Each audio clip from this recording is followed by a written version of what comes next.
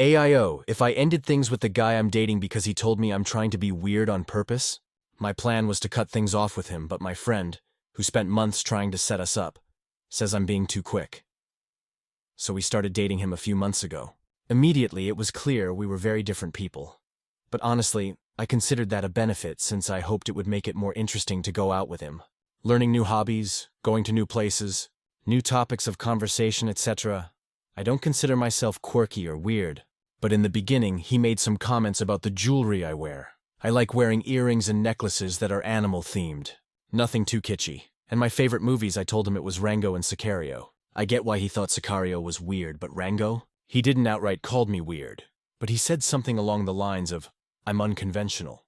I told him I like what I like, and that's it. The dates were mostly fine, we had some good talks, and I tried to find common topics with him to make conversation. I even tried reading up about football and Hollywood undead. So far, so good. However, it started to irk me when he made comments about my interests being unusual. He said this about me liking video games, about the books I read Maltese Falcon at the time, and even the clothes I wear because I wore a dress with bees on it. I outright asked him if he was saying it as a good or bad thing, and he didn't confirm nor deny. Just said that he didn't expect that when he met me. Yesterday was the breaking point. We went out for dinner yesterday, and he had the idea of ordering a whole fish for both of us. I thought it was a fillet or something. Nope. It was literally the entire fish, fried. I don't know if he was aware of that or not. Anyway, at some point he realized the fish still had eyes and scooped one out, jokingly telling me to eat it. I didn't, but between laughs I mentioned that it was actually so cool that we could see the whole eye. You could see the nerve and everything. My cousin is an ophthalmologist, and he let me watch a cataract surgery once. So I started telling him that story, and kind of demonstrating the anatomy with the eye. I opened the eye a little, you could see the lens inside like a little crystal ball, and explained this to him. Keep in mind that he didn't seem grossed out or anything during this, and didn't tell me to stop, or I would have. However, halfway through he leans back and says, "See, this is what I mean." I was like, what? And he told me how odd it was that I tried so hard to be quirky that it put him off. I was so confused. I pointed out that he was the one who scooped the eye off the poor fish, and he said, "Yeah, but I'm not cutting it up." I asked him why he didn't just tell me to stop, and he said it was rude to interrupt. I told him I genuinely thought the eye thing was cool and wanted to show him, telling him about how the lens surgery is so amazing it gives people back their eyesight, until I realized he didn't really care about that. He was rather bringing up the many instances of weird shit I do to seem interesting or cute. I felt really hurt that he thought I was being disingenuous. I didn't leave, but we didn't talk much the rest of the time. Like I said, I like what I like, and don't tend to pull unusual interests out of my ass just to seem special. I don't even think I'm that weird compared to other people I know. It really bothered me that he would say that. I told my friend today and she told me I shouldn't end things over this, that he's a good guy that is too honest for his own good, and that I should try to talk things out. To me, there's nothing to talk about. I just think we're incompatible. She told me that we have to find a middle of ground, that this is how dating goes, and that I have to give the relationship a chance, rather than leaving at the first of a misunderstanding. I'm still kind of bummed by what he said, but part of me is wondering if she or even he are right. Edit. I went to bed thinking I could reply to some comments the next day and didn't expect this to blow up, haha. The comments keep increasing every time I check. I'm really overwhelmed, so I'm sorry if I don't reply to most of them, but first of all, I just want to thank everyone for their support. I feel much better about myself. First of all, I 100% know my friend had the best intentions for me. She wouldn't introduce me to just anyone. I realized today that when I messaged her, I didn't really explain properly what was going on and minimized how upset I felt. I kind of didn't want her to feel guilty or disappointed because she's been trying to set me up with someone for a while so we can double date and such. She's not a bad person, she was just uninformed or she never would have told me to keep trying. I'm glad everyone finds the fisheye thing interesting. I looked it up later and fisheye anatomy is apparently super similar to the human eye, but the fisheye was cooked so you couldn't really see all the structures. Just the lens and what I think was the vitreous humor. In cataract surgery, the doctor will break up the lens inside the eye, which will be opaque and dim, and then insert a replacement. It's honestly really cool. I'm rambling about it now because I didn't get to do it properly with him, lol. I sent my friend a message explaining what happened properly, and why I don't think it's a good idea for us to keep dating. I haven't gotten any texts from the guy, but if I do, I think I'll just straight up tell him the truth. That he made me feel judged, and I don't think we're the best match for each other. Honestly, I think, or hope he'll agree, and that'll be it. For the record, it didn't really bother me that he called me weird. It bothered me that he thought I was faking it, or making up things to force being interesting. Thank you, everyone. Comments. Commenter 1. Who cares what your friend wants, lol. It's not working out. End things. But yeah, I can see why you feel it's not working out. Commenter 2. Enor. This guy is not being honest. He's being a dick. If he's this critical this early on, it's only gonna get worse. Sounds like he's trying to shame you into changing. And your friend evidently doesn't know how dating works. Either you're compatible or you're not. If you're not, you move on. I think she's probably more invested in things working out because she set you up and wants to take credit and doesn't want to be wrong. Put on that bee dress, sounds super cute, BTW, and your loudest animal jewelry. Dump this boring dude and find someone who appreciates you. Commenter 3. Dog.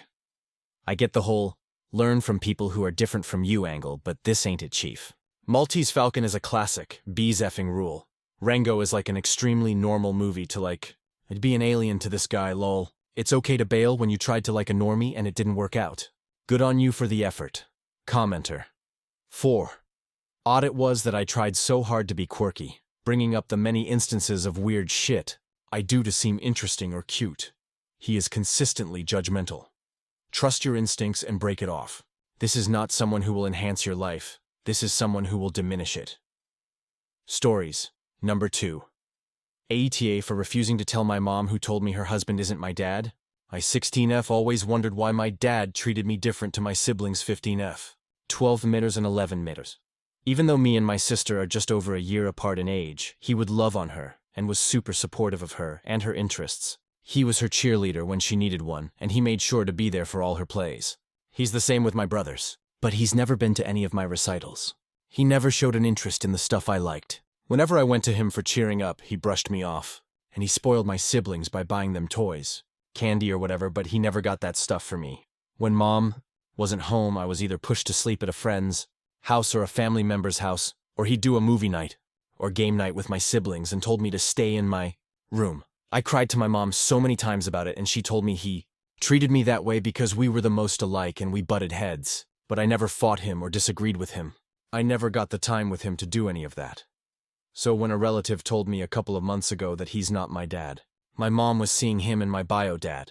Dad knew about my bio dad and said he wasn't going to keep sharing her, so Mom chose him, and then when she found out about me, he said she could keep me regardless. But if I wasn't his, he wanted a kid of his own. They DNA tested me, and I'm not his, so my sister was born so close to me because of the promise. After hearing the truth and seeing proof, I confronted my parents. He told me now that I knew I could start calling him Drake instead of Dad. My mom was not as yay she knows though. She has asked me every day, sometimes multiple times a day, who told me. She was pestered by several family members, to be honest, and she had no idea which of them said something, and I refused to tell. Even if it was disrespectful to do it behind her back, I'm glad I found out now. It also opened up the truth that I have no college savings like my siblings, and Drake doesn't want me to stay a day after my 18th birthday. He said I was never his. He never loved me, and he wants at least 1 year of just his family. All my mom cares about is finding out who. She tried to ground me, and she told me I needed to say, because nobody should tell a kid stuff like this without a parent knowing and being there. She said hiding who they are also makes them shitty because they are encouraging a minor to keep stuff from a parent intentionally to avoid consequences for the person. Comments. Commenter 1. Your mother is a major asshole, not to mention stepfather. Mom is just pissed. Her secret is out, and you now know the truth she never wanted you to know. However, you finally understand what is going on. Make Drake as happy as you can. Find a grandparent, aunt, or even the person who finally told you the truth to live with while you finish school. It may piss your mother off. However, it will get you out of a shitty situation. There are a few assholes here, but OP isn't one. Commenter 2. You have a terrible mother. What a shit parent. I'm being emotionally neglected and abused my entire childhood. Mom proceeds to gaslight daughter and lie for years. Finally, someone is honest, and she does not give a shit about the emotional damage done, just who finally was honest. She's also okay with you having nothing like your siblings and being kicked out. Terrible parent. You will never be the AH to her. She has entirely failed as a parent. She deserves the worst. Commenter 3 NTA. Sorry your mom sucks. Utter failure of a woman to allow 18 years of mistreatment of you and lie to you. Does your bio dad even know you exist? Reply. He doesn't, and I don't know his name or anything to find him with. Commenter 3. Reply. That makes your mom even worse. Well, your mom probably isn't going to help, so your best bet is probably to reach out to your family member who told you or do something like Ancestry. Reply: the relative who told me knows nothing either. I asked, and they could say a timeline for mom's relationship with him, but nothing else. Commenter 4NTA: try reaching out to your bio dad and his family. Tell all of your mom's relatives how Drake's been treating you, how he says he's throwing you out on your 18th birthday, and how your mom is going to let him, how they both have failed to save for your future, but your half-siblings all have savings accounts. Shame both of them to everyone they value. Reply: I still don't know who he is. My relative didn't know his name or anything much about him, just a few details mom mentioned when they were dating. But he's not on my birth certificate either, so I've got nothing to go off.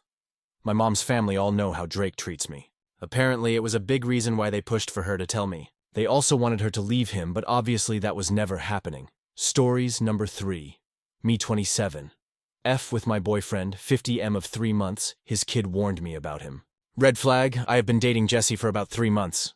It's been a bit of a whirlwind romance. Jesse is the kind of guy I've always wanted, confident and smart, and makes me feel like a princess. The sex is great, and I feel like we have a deep connection.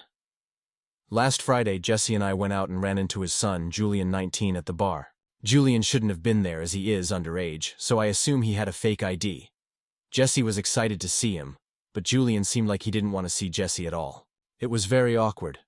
Later, while Jesse was talking to someone he knew from work, Julian approached me. He told me, he'll get tired of you. He won't care about you anymore and just see you as something he has to spend money on. Then he'll find something new. He always does. He said he was sorry, and then left the bar. I didn't know how to respond, so I talked to Jesse. He told me how his ex-wife and stepdaughters had poisoned Julian against him. I've always known Jesse to be very generous, so I don't believe the money part is true. But I do know that Jesse hardly ever spends time with his son. He says Julian won't answer his calls or texts and avoids him. Jesse also works a significant amount and finds it difficult to balance his time. How do I know if this is a red flag or not? This kid could just have a warped perception of his father. But I can't help but feel badly for Julian. He seemed really sad at the bar. TLDR. Boyfriend's kid warned me at the bar. How to respond? Relevant comments. Commenter 1. Julian's mother, the said ex-wife. It would be pretty messed up to me if a biological child chose his stepmother and stepsisters over his father. And that would be a serious red flag to me. Reply: she is the mother. His sisters are half-siblings. Commenter 2. I'm always surprised at just how biased this subreddit is against relationships with age gaps. It's not like you're 18 and he's preying on your inexperience. You're a grown woman. There's nothing inherently wrong with the age gap in your relationship, anyway. Never let someone else into your relationship. This kid clearly has an agenda, and he probably doesn't have your best interests at heart. This is supported by the fact that Jesse's excitement to see his son only went one way. There's bitterness there, and it's not coming from Jesse.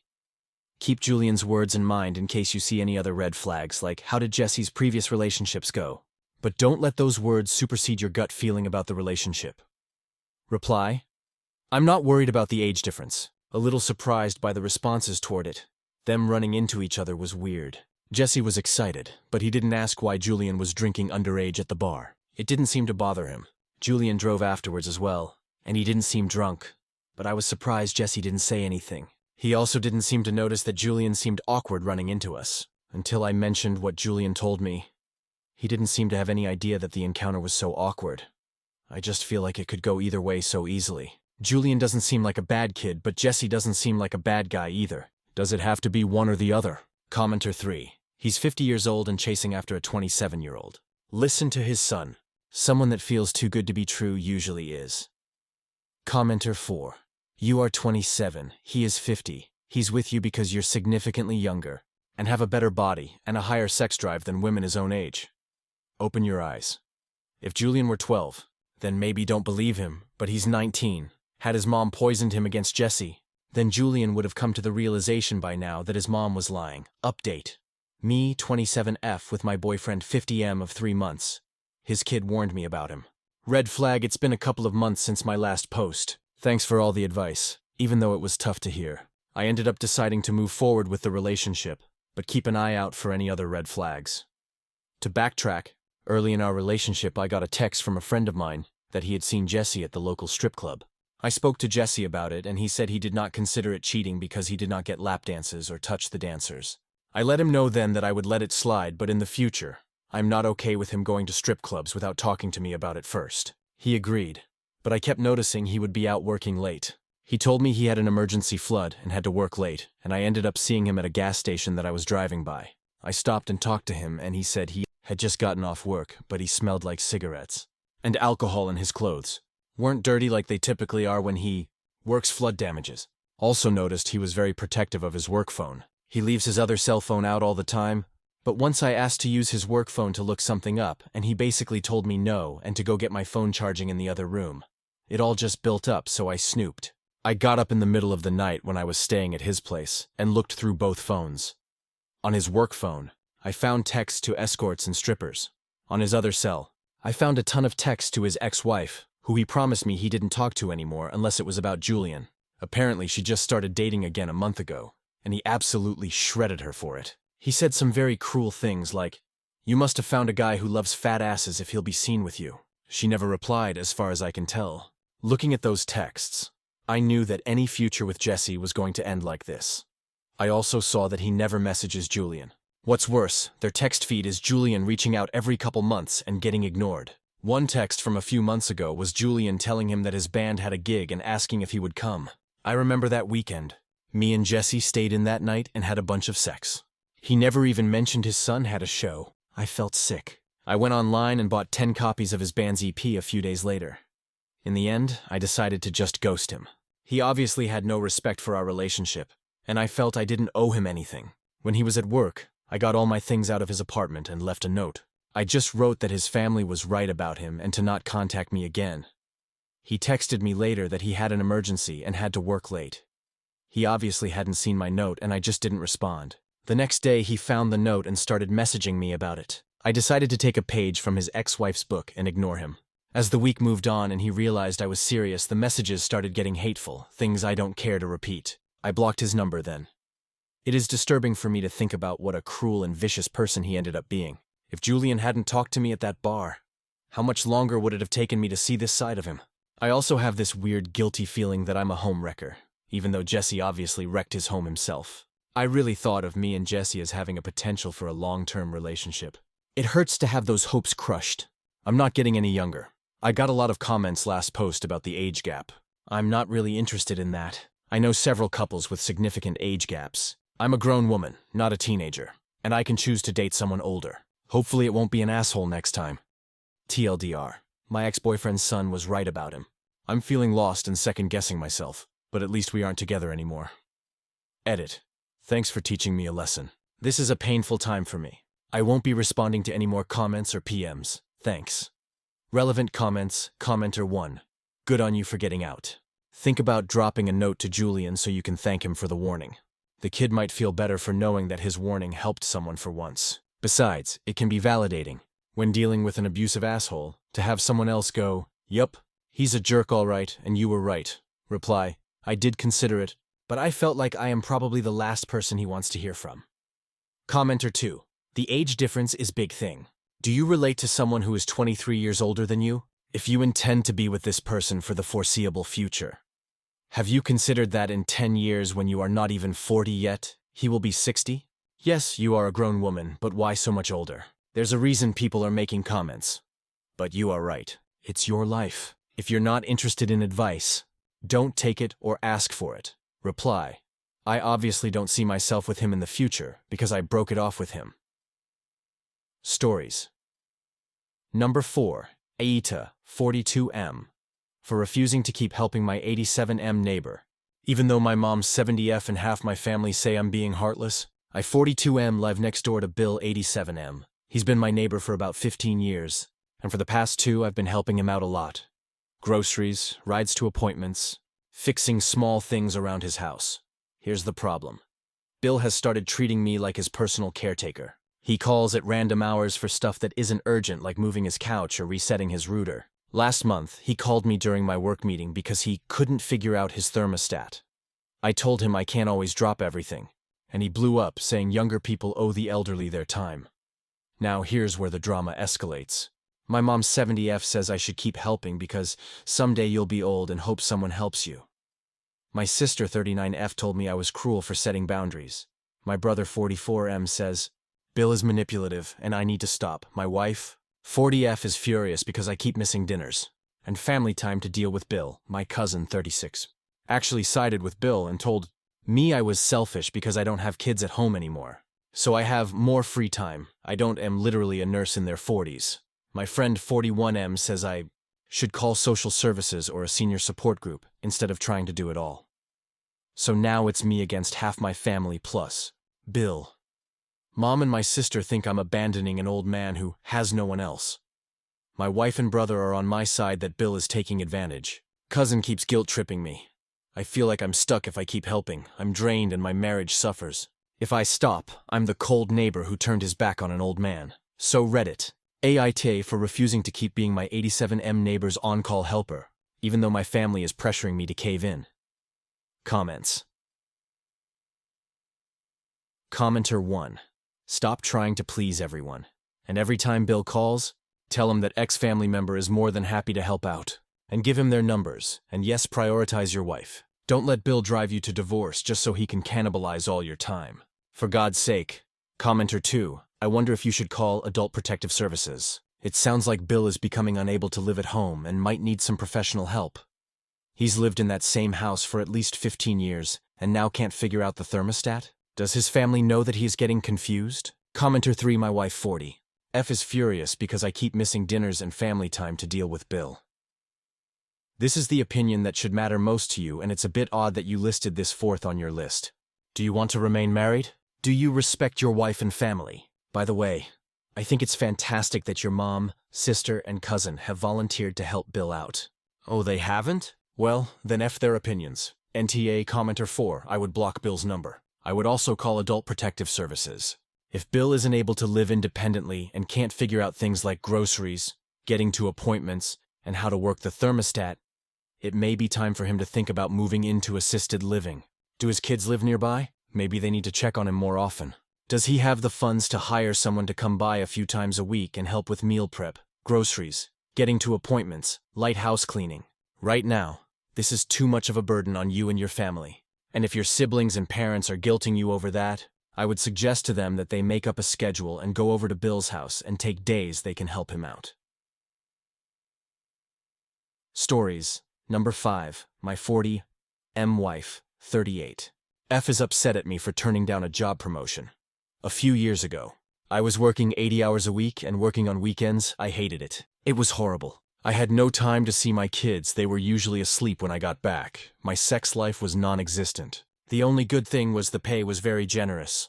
It was so bad I was thinking about suicide often. I quit eventually and quickly found another job in the same field, but this was only a 48-hour week, 6 days a week. The work schedule is much more tolerable and I can come home by 7 every day and still have dinner with my family and see my kids. The pay is nearly half of what I earned in my previous job, but still quite manageable. Right now I earn $5,800 per month. We used to live in a 5-bedroom house, and we were only using 3 of the rooms with 1 unused guest room and 1 office that was never used. We moved and downgraded into a much smaller house with 3 bedrooms and 2 bathrooms. There's 1 room for each of my daughters, and 1 bedroom for me and my wife. I handle all the finances because my wife isn't good with money. We have much less luxuries than we did before, but otherwise all our needs are being met. I am able to save half my pay, $2,700 per month. I have saved almost $10K for my eldest daughter, and am almost to $5K for my younger daughter. I have $70K for my general savings account and have other investments. Every month, I give my wife an allowance of $200 to spend on whatever she wants. This does not include groceries and other household expenses, as I do all the household shopping and grocery shopping. We have 2 cars that have been paid off. I would say that despite my salary being halved, we still lead a comfortable life. My wife is a SH, so we rely on my salary. Last month, I was offered a promotion that will almost double my pay. However, this promotion also changes my duties and requires me to work all 7 days of the week, and requires me to be able to travel for work frequently. I'm expected to work 70 hours a week, which I do not want to do so again. I turned the offer down, citing my family commitments, and my boss was very understanding. My wife is upset at me for turning down the promotion. She said we need the money, and if I had taken the promotion, we wouldn't need to stay in a shitty house like the one we are living in now. There isn't anything wrong in the house we live in now. The backyard is small, but my kids don't really enjoy playing outside, and the house is in a respectable neighborhood, and is actually closer to my daughter's schools. There isn't anything broken that requires fixing in the house. The house is smaller than it used to be, but that's about it. Is my wife being unreasonable, or is there something I'm not seeing? Edit. Thanks for all the opinions. My wife knows I hated my previous job, but I don't think she understands the extent of it and how bad it really was. I do not think $200 a month for personal needs is a bad deal, but I don't spend much myself. I guess I could increase the monthly allowance. My wife does not make financial decisions because she is really bad with money, and she has racked up credit card debts worth $35K, which took a long time to pay off. This was before we had kids, and it was a mutual decision to let me handle the money. I think we need to have a really long talk. Thanks again for all the replies. Some people are suggesting that she could go back to work, and I think part-time work could be good, especially since our kids are already in school. TLDR. My wife is upset that I've turned down a job promotion that requires me to work 70-hour week and to travel often, but includes a generous pay increase. I've worked 80-hour week before and hated it. I don't think I need the promotion as we're not struggling financially. Relevant comments. Commenter. 1. If your wife would like to increase your income by a factor of 2, might I suggest she get a job? I don't think you're unreasonable for turning down the promotion. On the other hand, does she really know how bad it was for you mentally? I'd make sure that she's totally clear on what you were sacrificing and what you are not willing to continue to sacrifice. In your old job, you also mentioned that you completely control the finances because she's not good with money. It might be a good idea to reevaluate your situation to make sure you're both okay with where the belt has been tightened. Edge if she'd rather have a larger going-out budget in exchange for IDK. Dialing back on the cable package. Part of your wife's distress may be founded on her not having any financial say in the house. Redditor 1, it is not worth it for your quality of life to just be the wallet for your family. Relevant comments. Redditor 2, there's something else going on here. I'm not sure the full issue, but this fight over your promotion smacks of being a proxy to the actual issue. This seems like a good opportunity to talk with your wife very frankly about finances and lifestyle expectations. It seems like some stuff needs to be explicitly discussed that would really help you two get on the same page. Update. My 40M wife, 38F, is upset at me for turning down a job promotion. Thought I would update as the problem has been mostly resolved, and I'm quite happy with the outcome. Thanks to the people who responded in the previous post. I did briefly skim through all the replies. The first thing I did was to have an honest talk with my wife about how I felt during my previous job. She knew that I hated it, but not the extent of how stressed and suicidal I was feeling during those times. I explained everything and said I will never go back to doing more than 50-hour work weeks ever. Even if the pay was good, it wasn't worth the mental stress or general well-being. It was a very honest conversation, and I think my wife really understood, and she apologized several times and cried a bit. The next part was the house. In my point of view, the house is great in every aspect and meets all our needs perfectly.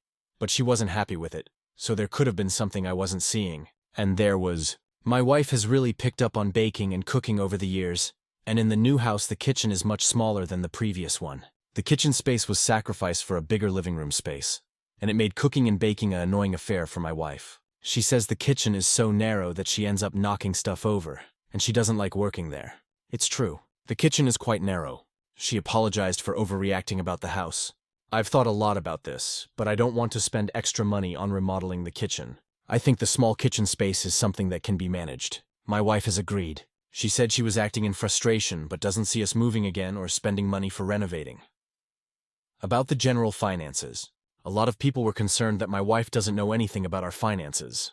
Rest assured, my wife has access to emergency savings and she is aware of all financial decisions I make. About her allowance, I don't think $200 is very little, but after discussing with my wife, we agreed that she could go back to work. She has a degree but doesn't want to go back to work in that field. She has applied to work in a local bakery as a baker, pastry chef, and she just passed the baking test, was waiting for confirmation before posting this. She will be earning about $900 per month and has agreed to put $450 into savings for my younger daughter and use the rest for her own desired spending. I am putting away the $200 originally for my wife into savings for our younger daughter. Overall, I am quite happy with this resolution. More savings for our daughters and my wife has more money to spend.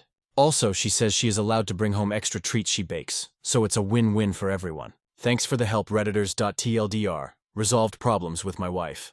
Explained my feelings during in my previous job. Wife understood and apologized. After more talking, found out my wife hates the tiny kitchen of the new house, but she has agreed with me that the small space can be managed and apologized for overreacting about the house. Regarding having more allowance for her to spend, we agreed that she could go back to work and save the half of her salary and spend the other half.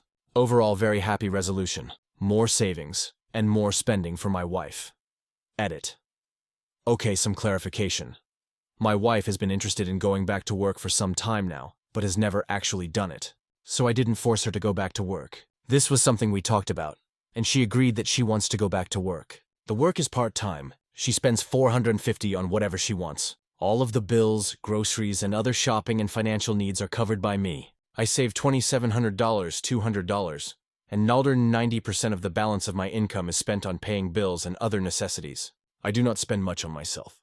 $100, and I'm perfectly fine with that. For the kitchen, by renovating, I meant that we will not be making major changes. We will manage the space by adding more cabinets, lengthening the countertops, and breaking the wall between the balcony and the kitchen for added space. So we are making some minor changes. This was not a decision made by me only. This was after a lengthy conversation with my wife. The basics are only given here, but it was a mutual decision by both of us. I do agree my language needs to change. It's not my savings, but our savings. And I'm aware of that, and will consciously make the decision to change the way I phrase it. I definitely love my wife and think of us as a team. All our savings are for the benefit of our family. Thank you, Redditors, for listening. Edit. 2/16. New box of tampons and pads, $30. Sunscreen, face wash, moisturizer. An anti-acne prescription, $80. Birth control, $10. Shampoo and conditioner, $50. Gifts. About 2 birthdays a month come up for friends and family. It also covers things like weddings. I had to go to 4 last summer. 25 pp is what tends to be expected. In months, with no birthdays, I put this towards the Christmas fund. 40. Clothes. I thrift all my clothes and find that each month I have to buy either a new shirt or new pants. 120. Transit. A transit pass in my city is $110 a month, and the other $10 is the cab I usually have to take between meetings if I'm rushed. If I had a car, I guess this would be the line item for gas. I consider all of these financial needs, and I pay for all of these. I consider medical needs like birth control, and things like clothes, and transport expense to be necessities, and I pay for all of that. There seem to be some misconceptions. I also consider haircuts and meals to be a financial need, and I pay for that, FYI. Hope that clears the misconception. Edit 3. Yeah, I enjoy spending time with my family. I grew up poor, and during the time my wife racked up 35Ks of debts, and didn't tell me about it until they came to seal the house and take away our furniture. Luckily, most of the things were in my name, so we got by. But that was one of the scariest things I've faced. We were facing homelessness. That shit scares you. This was before we had kids. Having kids ranked my savings habits up a notch. I can get obsessive about it. I agree. Relevant comments. Commenter. 1. Dude, sorry you are getting so bashed. The bit about your wife's debt and foreclosure should have been higher up. I hope your wife enjoys her baking class, and that you both can have some quality time together, without that horrible anxiety. Redditor 3. I think everyone here is a little nuts right now. It sounds like OP literally pays for everything, and the extra money his wife was getting was fun money. Boo-hoo. You're not taking out of you and your wife's retirement to have a bigger kitchen. A big kitchen remodeling is a luxury, and not something done on a whim. You guys should make it a long-term goal. I also appreciate you having a college fund for your kids. That's something my parents never did. Redditor 4. Especially since it sounds like they would have to move walls and plumbing in order to make the kitchen actually significantly nicer. That's expensive. And if she will get to play in a professional kitchen, hopefully she won't need her home kitchen to be as nice. Stories number 6. TA for not giving a crap that my kids have more than their step and half siblings at their mom's house. My ex-wife and I, both in our 30s, had a very bitter divorce. She cheated on me, tried to make me take responsibility for a child who was unlikely to be mine, had an abortion after she realized I would DNA test that child and would end my parental responsibility if I wasn't the father. Then she accused me of making her miscarry. She tried to ask for alimony and child support when alimony was nowhere near entering the picture. She did get some child support, but we shared 50-50 of our 2 sons, so it was never as much as she was hoping for. She remarried and became a stepmother and a mother again. The other children are all over the place in age. Our sons are 9 and 11. Our sons have more than their step-and-half siblings, because I can provide these things for them. We go places my ex-wife and her husband cannot afford. They can do as many activities as they want, as long as they actually want to do them, and I happily pay for that. My kids have a gaming room at my house. They get nice birthday parties with their friends. The works. My ex-wife and her husband cannot afford this, and in the last year, they have been more vocal about it because the children in their home feel bad.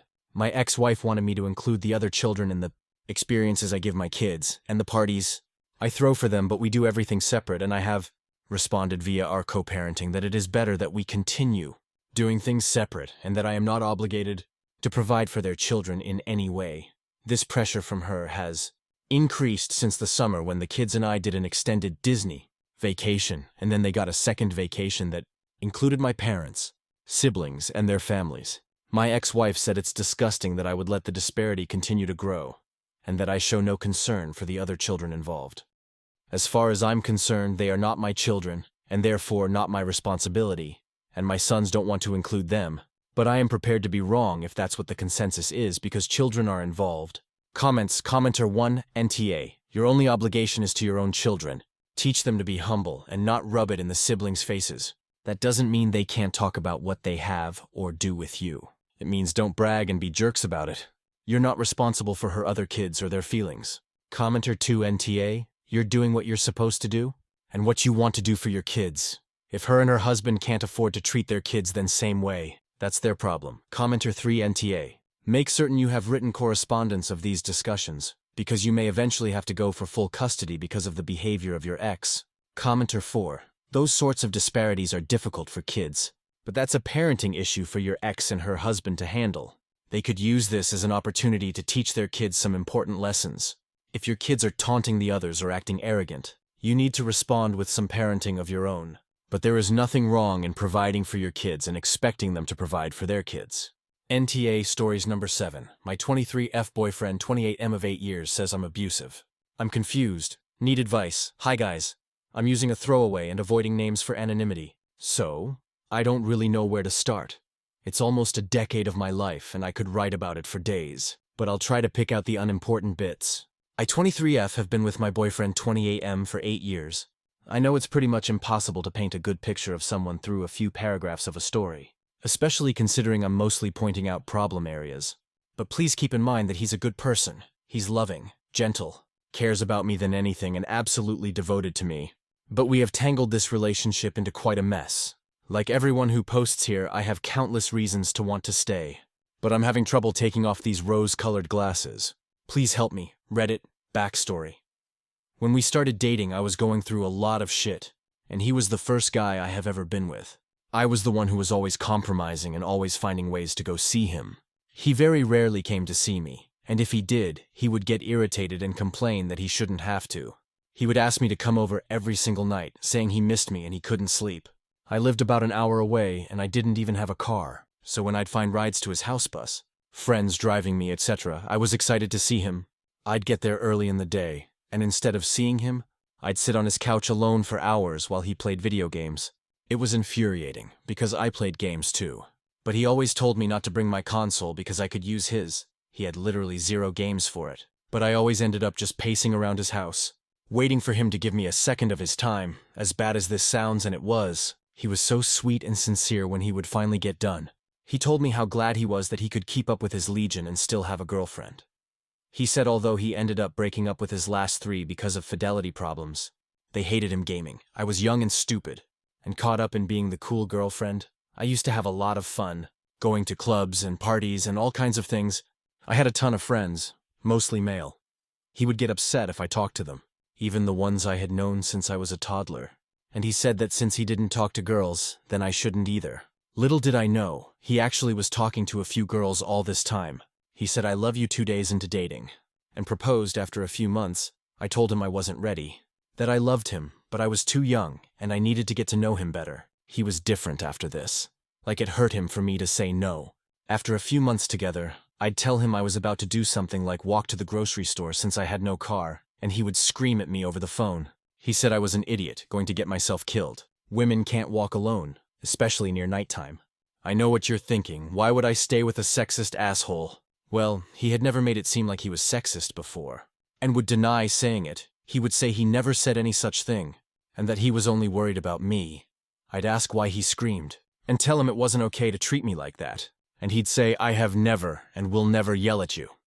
At this point, I'm already doubting my sanity. But the other 75% or so of the time, he's so incredibly sweet to me. I moved in with him about 10 months in because my mother died, and I had nowhere else to go. I had a job, but didn't make enough to support myself.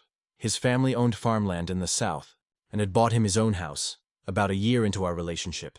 I found out that he'd lied about every single thing he'd told me about himself. The way I found out was the worst part. He just told me. He forgot that he'd lied in the beginning. And he'd start randomly telling me things like, I almost married my high school sweetheart, but she changed her mind last second, and my 10th or so girlfriend calls me every weekend to say she wants to fuck. This is after telling me that he's been with only 3 others before me, and that he doesn't talk to any exes. None of this would have mattered to me if he'd been upfront in the beginning, but because he lied and was using the whole, I don't talk to girls, you can't talk to guys bullshit to keep me from having male friends. I was pretty upset. A few weeks after that, I told him I was going to the movies with a female friend for her birthday. I told him the movie was at 7 and I'd be back before midnight. We wouldn't be drinking, partying, anything like that. Well, at about 9:30 I start getting horrible texts. I'm a lying bitch. I better enjoy the dick I'm getting because I'm never getting his again. And that he doesn't want to see me when I get home. I was crushed. It was the first time I'd seen any friend since we started dating. And she had never met him, but she saw what he was sending me. I ignored him and ended up getting home at 11 p.m. The house was trashed, and he was up waiting for me. When I asked what the hell he was talking about, he slammed the door in my face, literally. It hit me really hard in the nose and screamed, "Fuck off." I slept on the couch. The next day he left without saying a word to me for a softball game he'd been planning with his friends. I was still pissed, so I called him as soon as I woke up BTW. He was out of state, and would be sleeping in a motel room with multiple single guys for the next 5 days. And I told him he's an asshole, I'm done. He was absolutely desperate over the phone for me to give him another chance. But I hung up. I packed everything I owned and tried to leave. But he showed up right before I could and was very sincere about getting help. The next day, he stayed out until 5 a.m. at a strip club and came back without his promise ring on. He said he'd put it in his pocket so he wouldn't lose it. But he smelled strange and was acting strange, and I just know that he cheated. He vehemently denied it, saying I was insane for accusing him, and that we should just break up if I wasn't going to trust him. I said okay, and started packing again. Then he said he'd never said any of that. After the fight earlier, he said he'd go to therapy, stop punching holes in the walls, pay more attention to me, and even let me go to clubs again and resume contact with my male friends. Well, he did start therapy. He went for 3 months, and nothing changed. He continued to punch and break things, scream at me, tell me everything was my fault and that he couldn't stand me. He turned to drinking, and when he'd get violent and drunk, he said I was the reason he was forced to drink, because I was causing him so many issues. Well, things got better, then they got worse. They were up and down for a while, but we had a good period of about 4 years. There were several large fights over the years. Here a few that stand out. The day my favorite aunt died, I was with her at the hospital. I drove a shitty vehicle there that was known for breaking down. After she passed, I was a mess. I told him I was leaving and would be back soon. We lived only a few minutes down the street. But my car broke down and I was about 15 minutes late. I got home and he was furious, said I was cheating on him and that was why I was late. Screamed that I was a cheater, and the landlord who was our neighbor heard the whole thing. He always hated me after that. No apology after he calmed down. Instead, it was my fault for causing him to worry. I was feeling depressed about the amount of porn he watched versus how often he was interested in me. We used to have a ton of sex. We had 6 different FFM threesomes with multiple girls he chooses. And I tried everything to satisfy his kinks, but then I just stopped being enough, hint. He preferred porn and good old Jennifer Aniston. It's not very funny in this context, huh? Guys, I have 0 self-esteem at this point, and I'm just dreading waking up every single morning. One day, after a month of no sex, he locks himself in the bathroom and I can hear him in there. I get so sick to my stomach and have an anxiety attack. I'm a very in-shape, busty girl. I'm in gymnastics and have always been told I'm generally attractive. So it's not a weight issue or anything. I suspect porn addiction. I'm hyperventilating on the floor when he comes out, and he's sweet for a moment, asking what's wrong and to please talk to him. Well, I trusted him and I shouldn't have. I told him in the most calm voice I could that it makes me feel sad when he chooses porn over me, that we've had sex 4 times in 3 months, and I wish I had more from him. He completely lost it. He grabbed my shoulders so hard his nails dug in. He shook me and screamed that he doesn't even watch porn, that he is so whipped by a stupid bitch, that his life is shit because of me. I have always been very sensitive, and I cry at the drop of a hat. I know that makes him feel like I'm trying to manipulate him. But even if I lock myself in the bathroom to cry in private, it's still my fault, and I'm using it to control him. I don't have anywhere to go, and I cannot not cry sometimes.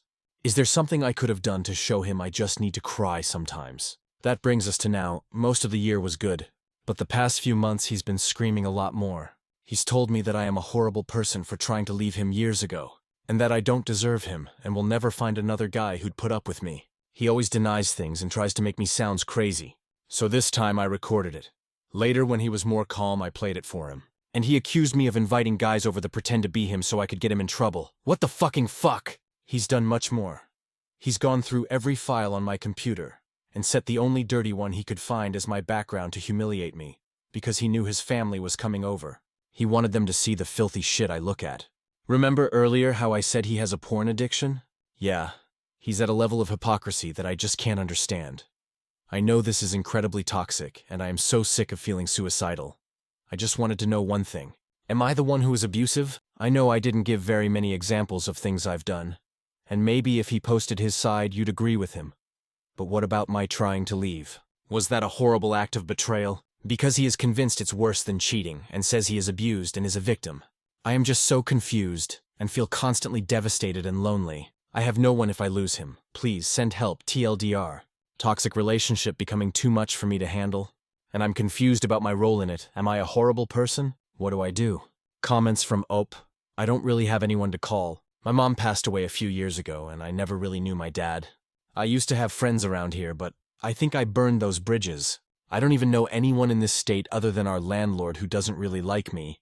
The closest is my older brother, but he disowned me when he found out I was involved in a threesome. He's homophobic. I'm so scared because if I left right now, I would be homeless. There's a women's shelter near my town, but when I called they said they're completely full. What do I do? Editor's note. There were a lot of comments from Redditors offering help, ranging from picking her up from the boyfriend's place, giving them their guest bedroom, to paying for the hotel. This was very uplifting. And the comment thread could be viewed here. Edit. I guess it doesn't really make sense for me to ask if I'm being abusive since this is from my point of view, and for all you know, I could just leave what I do out, so I don't really know what I'm asking. I guess I just want to see what others think. I feel like I'm crazy. Edit 2. He just texted me that he saw my post and is coming home update. My 23F boyfriend 28M of 8 years says I'm abusive. I'm confused. Need advice. TLDR from first post. Toxic relationship becoming too much for me to handle. And I'm confused about my role in it. Am I a horrible person? What do I do? I'm sorry for leaving you guys hanging yesterday. I was trying to be vague in the last post because I know my boyfriend had mentioned in passing that he kept an eye on this sub in case I ever posted. But I didn't realize he meant that he checked at every single break. He was able to find it anyway, so now it doesn't matter. I'm okay, just to get that out of the way. First of all, wow you guys, thank you so much. I haven't read all the comments yet because I had no idea this would get so big. But thank you, you are all such wonderful people. To everyone who offered me a place to stay or a ride, I can't thank you enough. Just knowing that there are people out there who would help a complete stranger is very touching. And I wish I could tell you how much I appreciate every single one of you. Thank you. To those of you saying I'm abusive for posting this. Hell, I didn't mean it that way, but maybe? I didn't plan for or want him to see it, but I can see what you mean. Anyway, last night was probably the biggest night of my life, so bear with me if it starts getting too long. I've been in therapy for the last 3 years, and one of the things my therapist had me do was get a backpack ready with everything I might need in an emergency. Within 2 minutes of receiving his text, yesterday and posting the edit, I grabbed that backpack and was planning on just walking, so at least I wasn't home. I don't have a car. I was thinking about just going through my contacts and talking to whoever I could, but that didn't work out. Josh was outside parked down the street. He was trying to catch me leaving. So when he sent the text that said, "Saw your post, I'm coming home," he was already home. He was fucking waiting. I just stood there because I didn't know what to do. I thought he was going to be furious, but he ran up to me with a completely different react than I expected. He was crying, like bawling his eyes out. I still felt like I was waiting for him to get mad or scream at me or something, but he just hugged me really tight and said, "He's so sorry." He said he had no idea I felt that way and that he knows he has jealousy issues and a temper, and asked if we could talk about it inside. He begged me to come in and said he couldn't lose me and he loves me. I didn't know what to do. I just followed him in. He took my backpack from me, and when he looked at it, he just broke down. He asked if I was really leaving him, why I didn't tell him things were this bad, why I never talked to him. I told him I can't talk to him. Every time I have ever decided to trust him and open up about even the tiniest thing that's bothered me, like him asking for other girls' numbers in front of me or him hanging up on me constantly, he always loses his shit and starts screaming at the top of his lungs while I just sit there as quiet as possible and apologize. And then this is where he changed. At this point, he was no longer acting like he was sorry. He'd switch to, "You're full of shit. I treat you like a goddamn angel," and get walked all over in return. He said he should never have to apologize to me. I was very upset, so I played one of the fights I recorded, and I'm so glad I kept those after he told me to delete them. Even in the first 3 minutes of it, you can tell I was being calm. The first thing I say is baby. I didn't mean to say anything was wrong with us. I just wanted to know why you don't want me to apply at place I could use my degree. I just want to help make money. He immediately starts yelling, "You'll cheat on me and find someone better. Fuck off. Go find some guy to fuck at place. I don't give a fuck, you'll come crawling back to me. No one else would put up with you. Fuck you!" This fight was pretty recent, but he only listened to a few seconds of it. I know some people who commented on the last post suggested that maybe I really am screaming back at him. Someone said something about slapping him too. Neither of us have ever slapped the other though. And I understand that may be something to consider, but I know that I don't yell. I have a hard time standing up for myself, and I hate confrontation. Especially with him, I always just want to make the fights better. I know I need to work on that, and I've brought it up in therapy before, but I just felt like adding that. He got up and said, "Fuck off with that shit." He was definitely not apologetic and sweet anymore, so I was just quiet. He said he's done with this shit and I have no right to record him, and then he ripped the phone out of my hand. He said more stuff, but I can't remember everything. I asked what he was doing, but he just glared at me, and then he stomped outside with it, and then threw it as hard as he could. I don't know why, but that just broke my heart so much. He's broken things of mine before, but I had been planning on calling a friend or my brother, and I didn't know any of their numbers. I asked him what he did with it, but he wouldn't answer. He slammed the door so hard when he came in that I flinched. Then he bumped into me really roughly and went straight to his computer where he put his headphones on and turned up his music really loud. He always put his headphones on in a certain way when he's mad, 'cause then he can't hear me. He started playing a game and he was literally fuming. I stood in the door and he looked up at me, and the way he looked at me was awful. I could feel that he absolutely hated me. And what's sad is that wasn't even the first time he's looked at me that way. I think I was kind of in shock. I always feel that way when he's mad. He kept playing games, so I went out to look for my phone, which I found parts of shattered on the street, but I never found the battery and I don't think it was usable. When I went back in, I was shaking. We talked it out later. I think everything is going to be okay. Just kidding. I don't know why, but I just felt so done. I grabbed his phone off the counter and ran outside. I knew he used to text my brother, and he had the number of the friend I watched a movie with a while back to make sure I was where I said I was, so I used his to call them.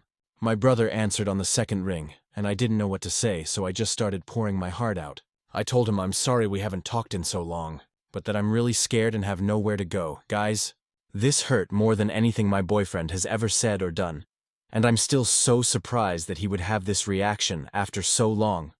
I can't remember the beginning, but the last thing he said was, "You deserve everything that's happening to you," and hung up. He hates me. He really thinks I deserve to stay with Josh because I'm attracted to girls. At the time, I just thought, fuck him, and I called my friend, who I'll call A.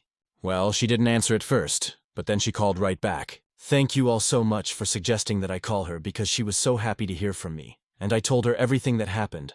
She said she was 30 minutes away, and she would come with her husband.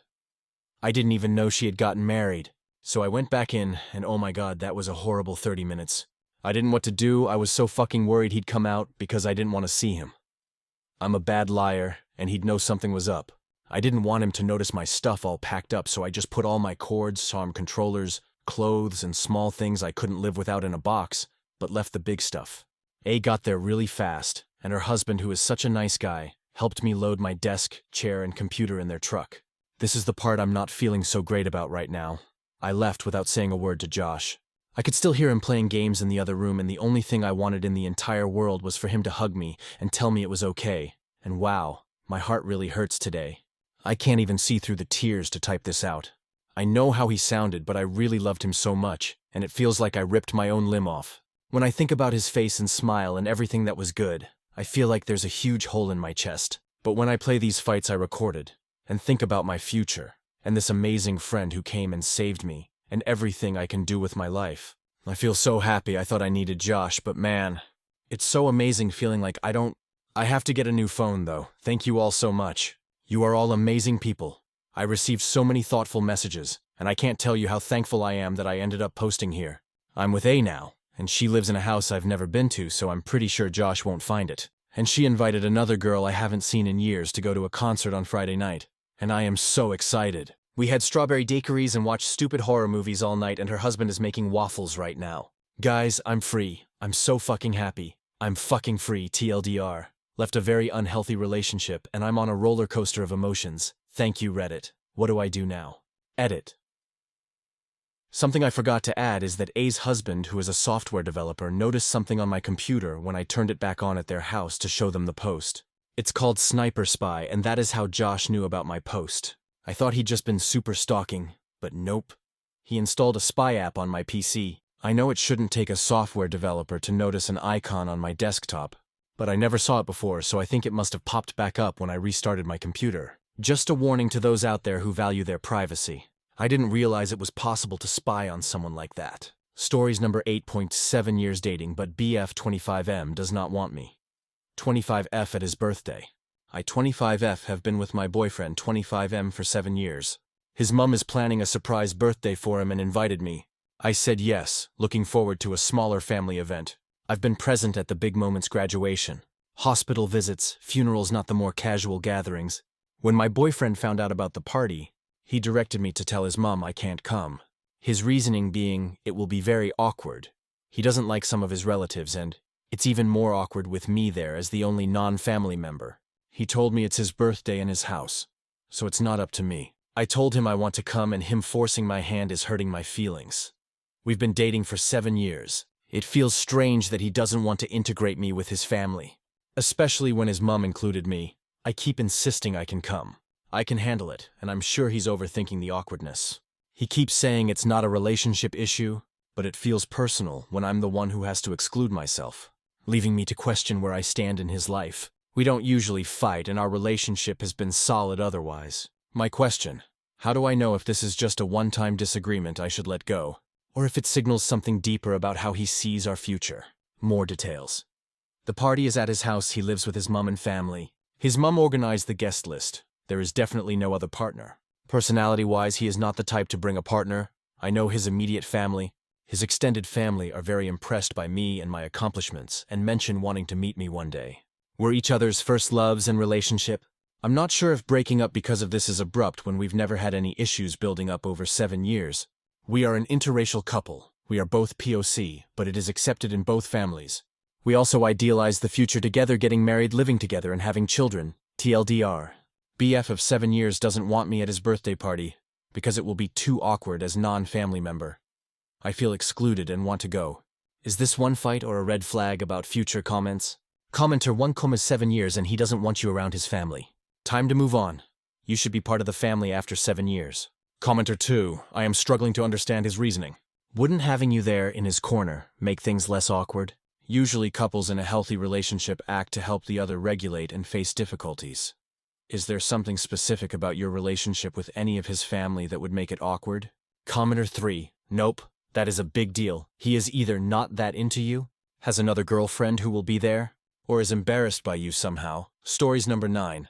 Aita, for calling my mom an idiot after she ignored my advice about co-signing a loan. Back in 2022, my uncle, who was 36 at the time, asked my mom, who was 50, to co-sign a loan for a truck.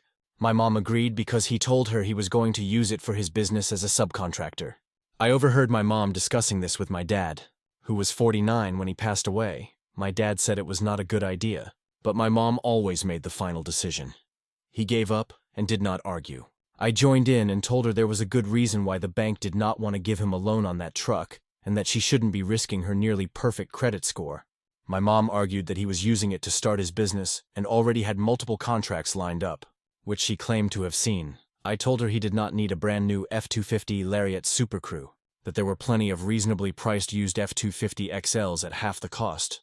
She replied that I did not know what I was talking about, that he was in construction and knew the truck he needed, and that I was just a kid with no life experience. She told me to leave her alone because I was annoying.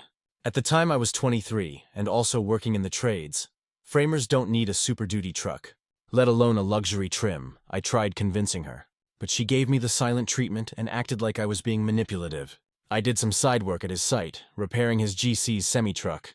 Literally every material is hauled through other subs or by the GC himself. He could have gotten a cheap 1.2 truck and it would be more than enough. Now I'm 26, my dad died 2 years ago, and my mom only has one income and still has $300,000 on the mortgage. She is already struggling financially. She called me last week and asked me to help manage her finances. She showed me a letter from the bank, stating that they will repossess my uncle's truck unless the balance is paid. It turns out my uncle does not know how to manage a business. He has not had a single contract in months and is terrible with money. He used to gamble away his entire paychecks and spend on designer clothes. None of this surprised me. I told my mom there was nothing I could do. I reminded her that I begged her not to go through with this more than 3 years ago, and she ignored me because I was just a kid. I told her I was not going to waste my time helping idiots who don't want to be helped, and I am sorry. So Aita, for how I responded? Comments? Commenter 1? NTA. Play stupid games, win stupid prizes. She took the risk and didn't listen to the advice of her 2 closest family members. Everything went poorly and now she's wanting to listen. She should go to a financial advisor. At least she might listen to them first time round. Reply. I think she was trying to get me to move back and pay her rent so she can cover his payments rather than listen to my advice. Lol. Not gonna do it. Commenter 2. Your mum was very foolish. You're being an AH to kick her while she's struggling. You could have told her to let the uncle's truck be repossessed, then help her with the rest. ETA. OP is NTA for choosing not to give his mother any money. I interpreted his mother's request for help managing her money as a request for advice, not for money. Reply. I doubt she'll listen to me. She asks me for advice and never follows through with it. ETKY, that's just my mom. And I'm certainly not going to risk my financial security to subsidize her mistakes. I've my own family now. Commenter 3. Your mother is not the only idiot in this story. Your mother is in a financial mess. And that's partly because she and your dad didn't get proper insurance on the house to cover the survivor in case of death. Also, why didn't your parents have life insurance policies? Your father was also an idiot. Having co-signed for that stupid loan is only part of her problem. She needs to downsize her house and let the bank go ahead and repossess the truck. You could sit down and talk her through this. Perhaps you aren't a complete AH here, but be a bit nicer to your mother. Commenter 4 probably could have worded it nicer. Do you know if the loan is underwater, or will selling the car pay the rest of what's owed? If it's not underwater, it would be best for her to just let them repossess the truck. Reply. From the looks of it, it's not underwater yet. He can still sell the truck or make up for the missed payments. But he has had no income in months, and the truck is in rough shape. Body damage, lack of preventive maintenance, and it's nasty as fuck inside. Stories number 10.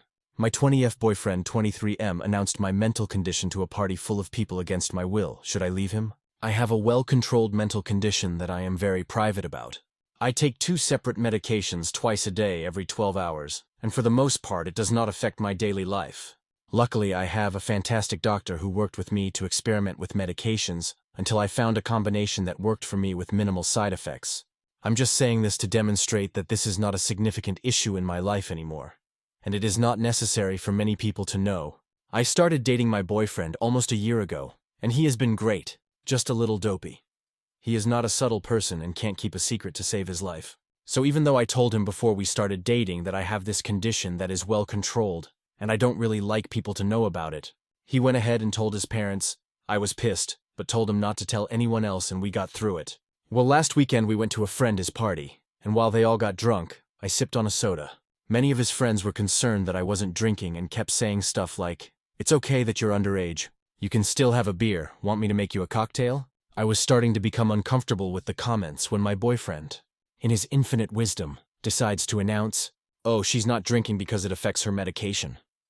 Okay, well, now I'm pretty pissed, but whatever, no one really mentioned it further. Well, then a little, but later my alarm goes off and my boyfriend, who is drunk by now, literally yells to me, "Hey babe, it's time to take your crazy pills."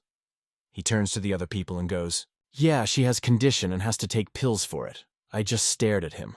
I could not believe that he would do this to me. I just met some of these people and now they all know something incredibly personal about me that is nobody's damn business. I hate the way people treat me after they find out, like I'm unhinged or damaged or something. I don't want anybody's pity. It's fucking well controlled, for Christ's sake. I grabbed his keys and went to the car, and he followed me, asking what was wrong. I didn't say anything, just drove us home, and I haven't really talked to him since, even though he's been apologizing profusely. Is this something I can even forgive him for? Should I? What should I do here? Seriously, I'm so upset and angry. He had no right to dare. My boyfriend announced my private mental condition to a party full of his friends. I'm considering leaving him Edit. We broke up. Wow, I didn't think this was going to blow up like this. Thank you everyone who posted. I'm trying to respond to everyone, but there's so many. Relevant comments. Commenter 1. If my BF called out, "Time to take your crazy pills," at a party, I'd probably dump him. Reply, yeah, that pissed me off to no end. And then he pulled that shit and literally told them the condition. And this is like a well-known condition that is pretty much automatically associated with being crazy. Commenter 2, wow, that was incredibly insensitive. I suffer from depression, but it's getting to the point where that's not really taboo anymore. I can't imagine if my boyfriend blurted out something super personal to a room full of people. Girl, you deserve better. Reply, yeah, I couldn't even believe it. Like, we have been to parties before. I've seen him drunk before. And he didn't do anything like that. I think maybe it was because some old friends of his were there. And they were really, how do I put this? Like, immature and making really insensitive jokes. Like, these guys were loud and noisy and I didn't like them at all. I especially didn't like how my boyfriend was acting around them. Edit. Not that as an excuse. What he did was so shitty. I'm so fucking pissed at him. Commenter 3, yeah, that makes it worse. So he turned into an asshole at your expense just because he wanted to fit in with his asshole friends? You're well shot of him. Reply, I know. I was really bothered by his behavior. He knows I get anxiety in loud environments too. Before we went, he was like, don't worry, everyone there is super chill. Yeah, right. Reply. Sometimes he calls them my crazy pills at home, and I just elbow him to shut up. But to say something like that at a party where he knows that I don't like people to know about my condition was beyond out of line. Commenter 4. I'm glad you've cleared out. But I just want to say, if it was bothering you even at home, he should have cut that right out. If you want to talk about them that way. If you find it helpful, that's one thing. But it's not something he gets to decide is hilarious and impose on you. Reply, yeah, I'm going to put a definite end to that if it happens with the next guy. I have a sense of humor. I just don't have a sense of humor about that update. So I wasn't going to update, but a couple people asked me to, so I decided I would. Before I went back on Saturday to get my stuff, I texted my ex to let him know and said if he wanted to talk, that would be the time to do it. He said okay, but when we got there, he wasn't there. So we packed everything up and I officially moved back home. He tried reaching out to me via text a couple times, but I told him I was really hurt. He decided not to be there. I guess I still kind of wanted to salvage things and that I had nothing more to say to him. I blocked him to resist temptation. Now the exciting part of the update. I had gotten a FB request from one of our mutual friends who was also at the party. She told me that she thought my ex was an ass for what he did, and told me that she had GA'd and would kill her boyfriend who was also there if he was ever pulled something like that. We had a long and nice conversation, and she invited me out to the movies with her boyfriend and his brother. I went and guess what? His brother and I totally hit it off. He's pretty shy and I didn't realize it then, but I guess they were trying to hook us up. Anyway, I'm not sure how I feel about dating a guy younger than me. He's 19 and turns 20 in December. But who knows? It hasn't been long since we broke up though, so if we do get together it probably won't be soon. But as of now, I have a coffee study date with him for next Friday. Thank you for everyone who commented on my original post. You may not have known it, but everyone sharing your stories really helped me, and kept me strong when I wanted to text him every night. TLDR, I gained a new friend after I broke up with my ex, and they tried to set me up with her boyfriend's brother who is very nice. Maybe we'll end up dating, who knows. Stories number 11, me 28M with my GF 27F of 6 months. She found out that one of her coworkers is my ex-friend 27F. She felt insecure. Now one of my sweaters I got from ex is torn up. Is this breakup worthy? I really loved this sweater. It was smart casual with a striped pattern from a fancy Italian brand. I could wear it to work as well as for an evening out, and I really liked how I looked in it. I'm really pissed to lose it. Background on the relationships: my girlfriend is Hannah. We met because we live on the same street and we used to have our pre-work morning coffee at the same cafe. Our coffee meetups slowly turned into dates, and we've officially been a couple for about 6 months. I like her. She's sweet and smart and pretty, but we are taking it slow since both of us were coming off of terrible breakups. She broke up with her fellow of 10 years? Their relationship ended in a hail of fights and petty behavior, which tore apart their friends and pissed off their families. The reasons were never clear to me. All Hannah said was that all their relationship problems came up at the same time, and everything unraveled. My breakup was kinda different. Haley and I never officially dated, but we had been friends for a very long time. We slept together once when we were both between relationships, but we were both sure that we worked better as friends, 2 years back.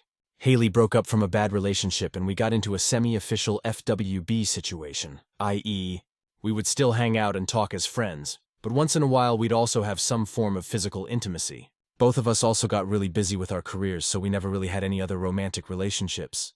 Around Christmas 2015, Haley brought up our relationship and told me that she was falling for me as more than a friend and wanted to explore a relationship with me. I didn't. I had my own reasons. Mainly that we had some fundamentally mismatched views on life that would make a relationship really hard.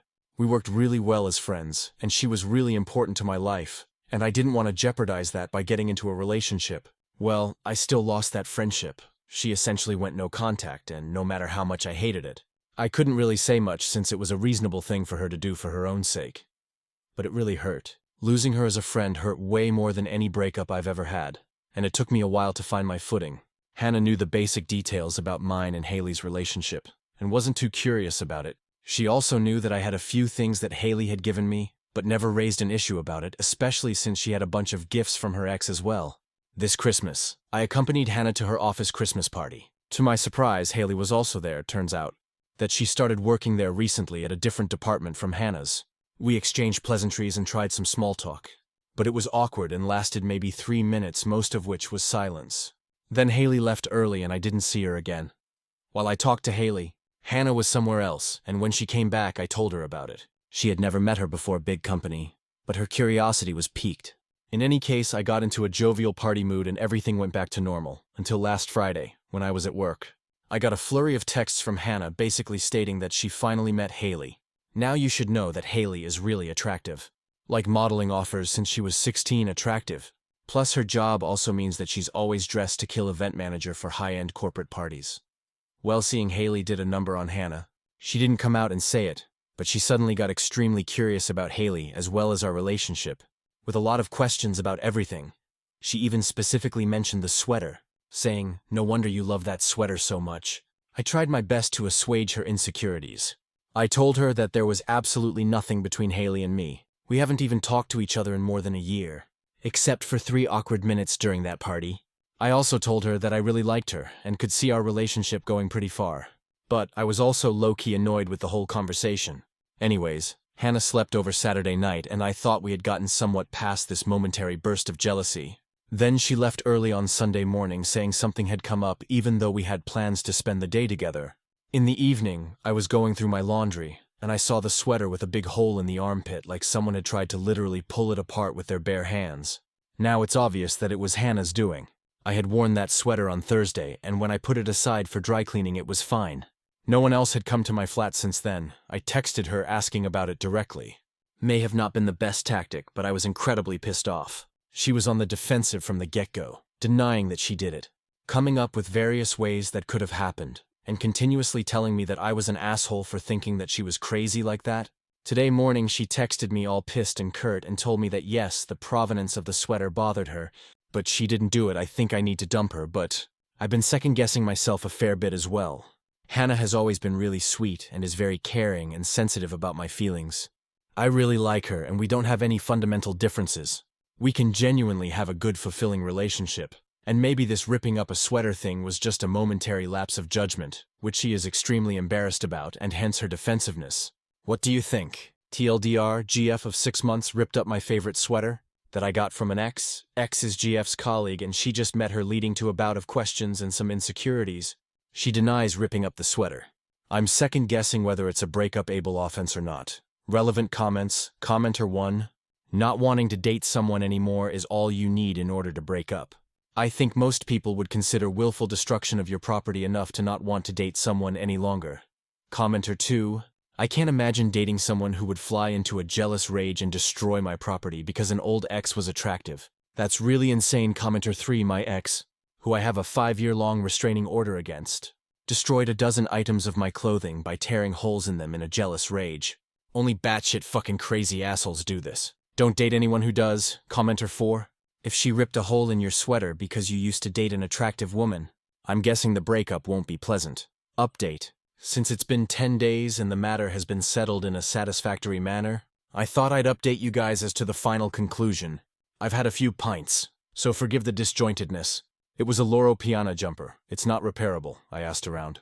My evidence for knowing that Hannah was the culprit is circumstantial, but compelling. Firstly, after I put it in the pile meant for dry cleaning, it was covered by a bunch of other stuff. When I discovered its tattered remains, it was bunched up in a ball on top of the pile. Secondly, the tear was 8 inches 20 centimeters long, something I would have noticed quite comfortably if it had happened while I was wearing it, or while I put it in the laundry pile. Thirdly, while it was torn, it was also stretched completely out of shape. The stretching would be consistent with someone grabbing 2 sides of it and pulling it apart.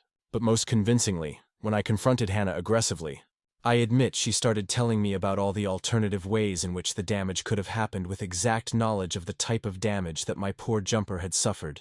I had never mentioned the type of damage, namely that it was in the armpit area, along the seam, along with the stretching. To the lady who sent me a very heartfelt and foul-mouthed rant plea, yes, I think people have every right to feel insecure, inadequate. Yes, people have every right to act like an idiot. Yes, I have done stupid things due to my lack of control over my emotions. And yes, I'm weird materialistic enough to love a jumper more than the woman I'm dating. But no, I don't think she deserves my forgiveness for this slip-up. And that is because it wasn't the insecurity, it wasn't the lack of control, and it wasn't the materialism that made me want to break up. It was the lying and deceitful manner in which she behaved afterwards. It was the insanely manipulative way in which she turned herself into the victim and demanded an apology from me. And yeah, the cursing directed at me didn't help. The story is fairly dramatic as well as anticlimactic. Her curt behavior after my ill-fated confrontation lasted for 2 days. Then she called about 40 times to beg me for forgiveness. Even though I avoided the calls, I did hear the VMs and my empathy was piqued. She also pretty much admitted to her guilt in some of those VMs. But then I also came to know that preceding those calls, she had lashed out towards Haley, my ex-friend, FWB, at their workplace, and that it was ugly as well as had potential to spiral negatively for her career. That made me feel really bad for Haley. She didn't deserve to be dragged into drama that she played no active role in. The anticlimactic part is that I didn't even have to break up with Hannah. She has essentially moved in with her parents up north. She sent me a message through a mutual acquaintance, stating that she realizes that she has quite a few issues she needs to handle. From her breakup with her ex-fiancé, and our decision to date was pretty much doomed from the start. I wished her the best of luck with her journey. Another mutual acquaintance approached me, this time one between me and Haley. She sent word apologizing for her role in my relationship meltdown. I told her that there was nothing to apologize on her end. I also asked for her forgiveness for inadvertently causing workplace dramatics. And that's that. Thank you for your words and brickbats. It was enlightening, entertaining, and infuriating. Interesting combination for sure, but then that's why one turns to random internet strangers for advice. TLDR, it was Hannah, we broke up, she's gonna work on herself. Relevant comments, commenter 1, I looked at what Loro Piana charges for stuff. Whoa, that's an expensive jumper. Commenter 2, I did not recognize that brand. Had to look it up. Apparently I don't recognize it because I'm a goddamn peasant. Holy shit. Commenter 3, yeah. I didn't realize the typical Loro Piana price tag is a 4-figure sum. Eek. Commenter 4, geez. Even the cheaper ones are more than I paid for my car. To be fair, it's a shitty car, but you can't drive a sweater. This comment explains why the sweaters are so expensive. Commenter 5. For anyone wondering why it's so expensive, still, some manufacturers are known for their regular use of Mongolian cashmere, like Loro Piana. Loro Piana is one of the highest-end cashmere producers in the world, Roche says. They have their own herds that they control. They're completely in charge of that environment, and the animals are being treated so well. The goats are really thriving. You can't just bring the goats to Italy, where Loro Piana is based, because they won't produce the same kind of cashmere as they do in Inner Mongolia, where the climate and environment is perfectly suitable for the best cashmere.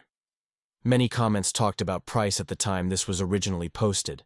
Commenter 6, please. The first one I clicked on was $26.95. I was like, damn. Then I clicked on another and it was over $9,000. Who are these people buying $9,000 jumpers? Stories number 12.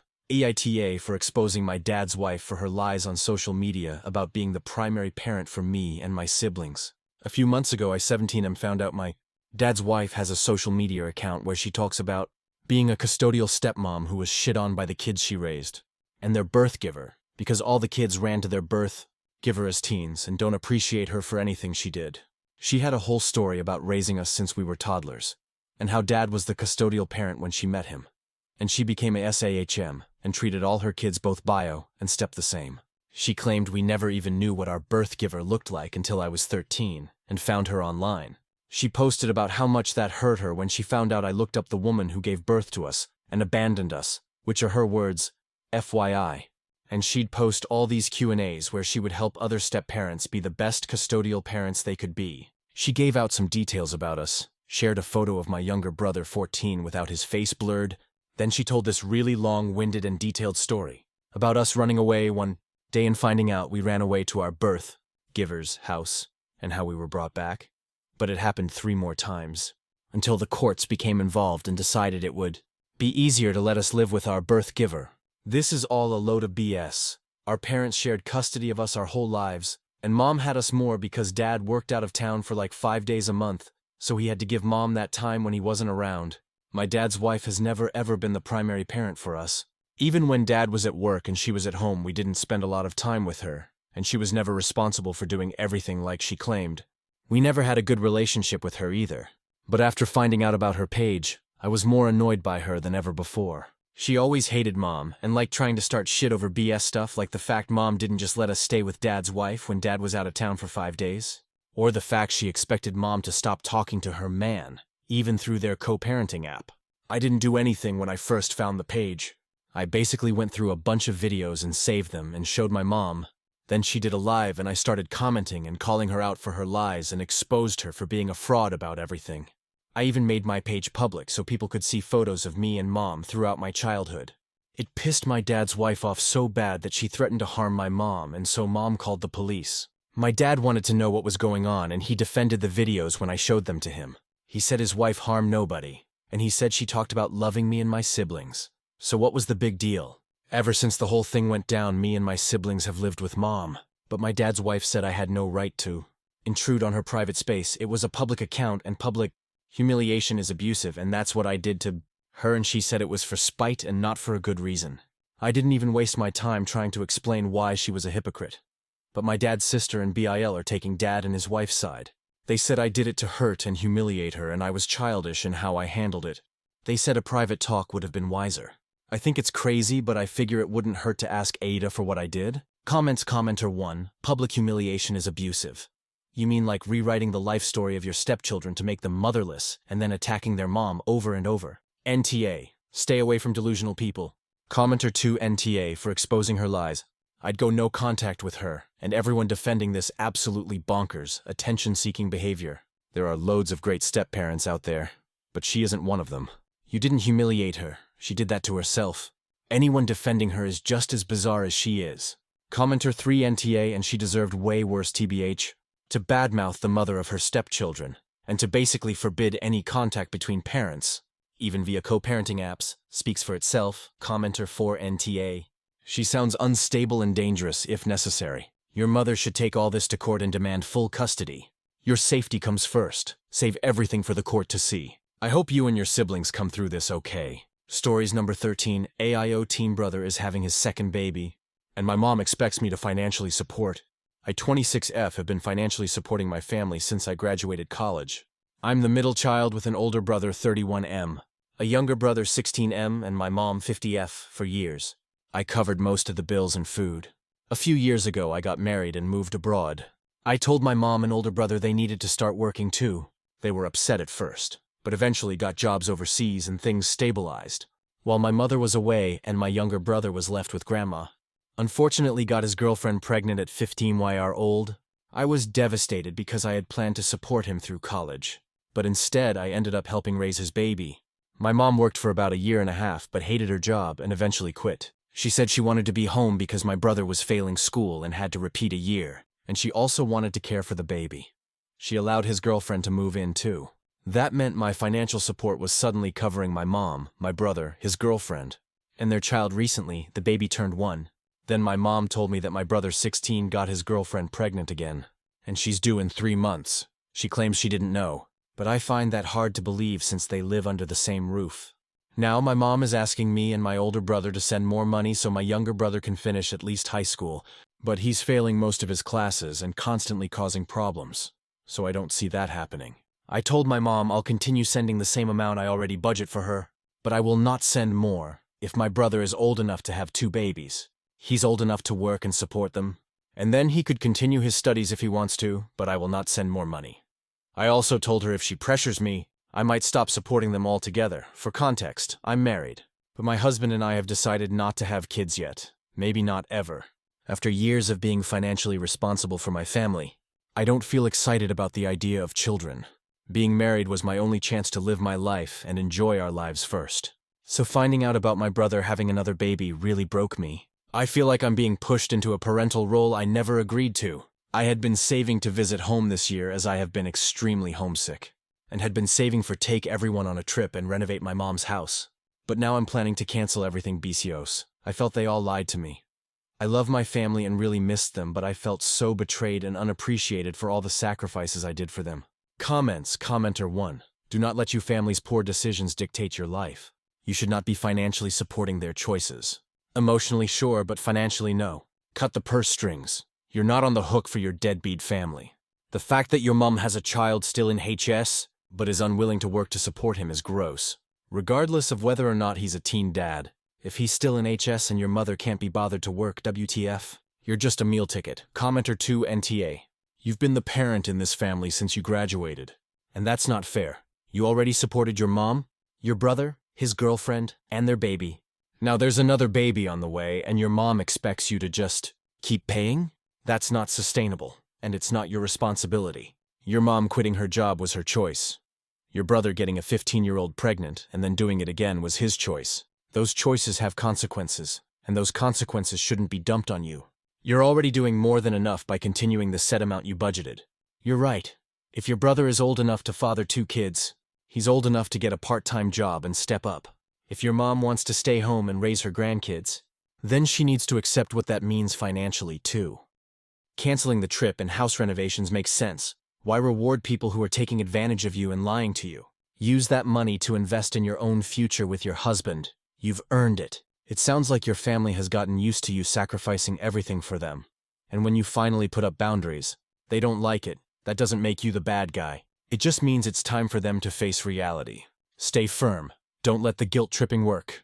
You've given enough, Commenter 3. Stop enabling them. Just stop. It's not your responsibility to support your mother and brother and his girlfriend and kids. Commenter 4. You have talked a lot about all these things you have had to do. You have not had to do any of them. You have chosen to. Keep reading this until it sinks in.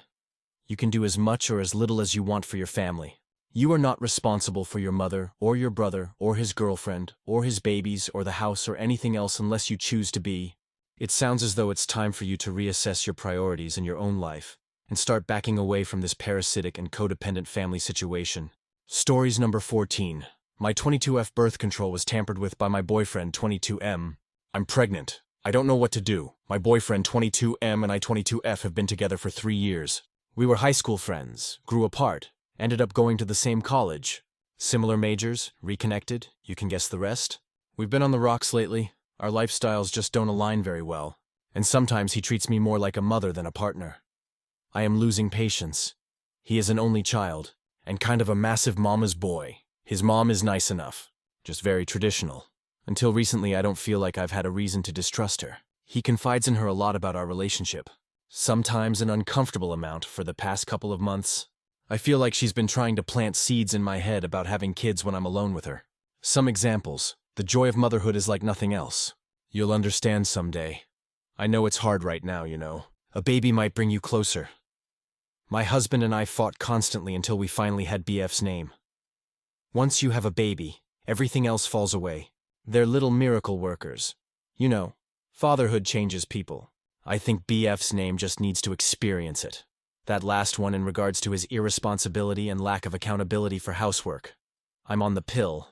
I've been trying to get on a different form of birth control that doesn't require constant effort, like an IUD.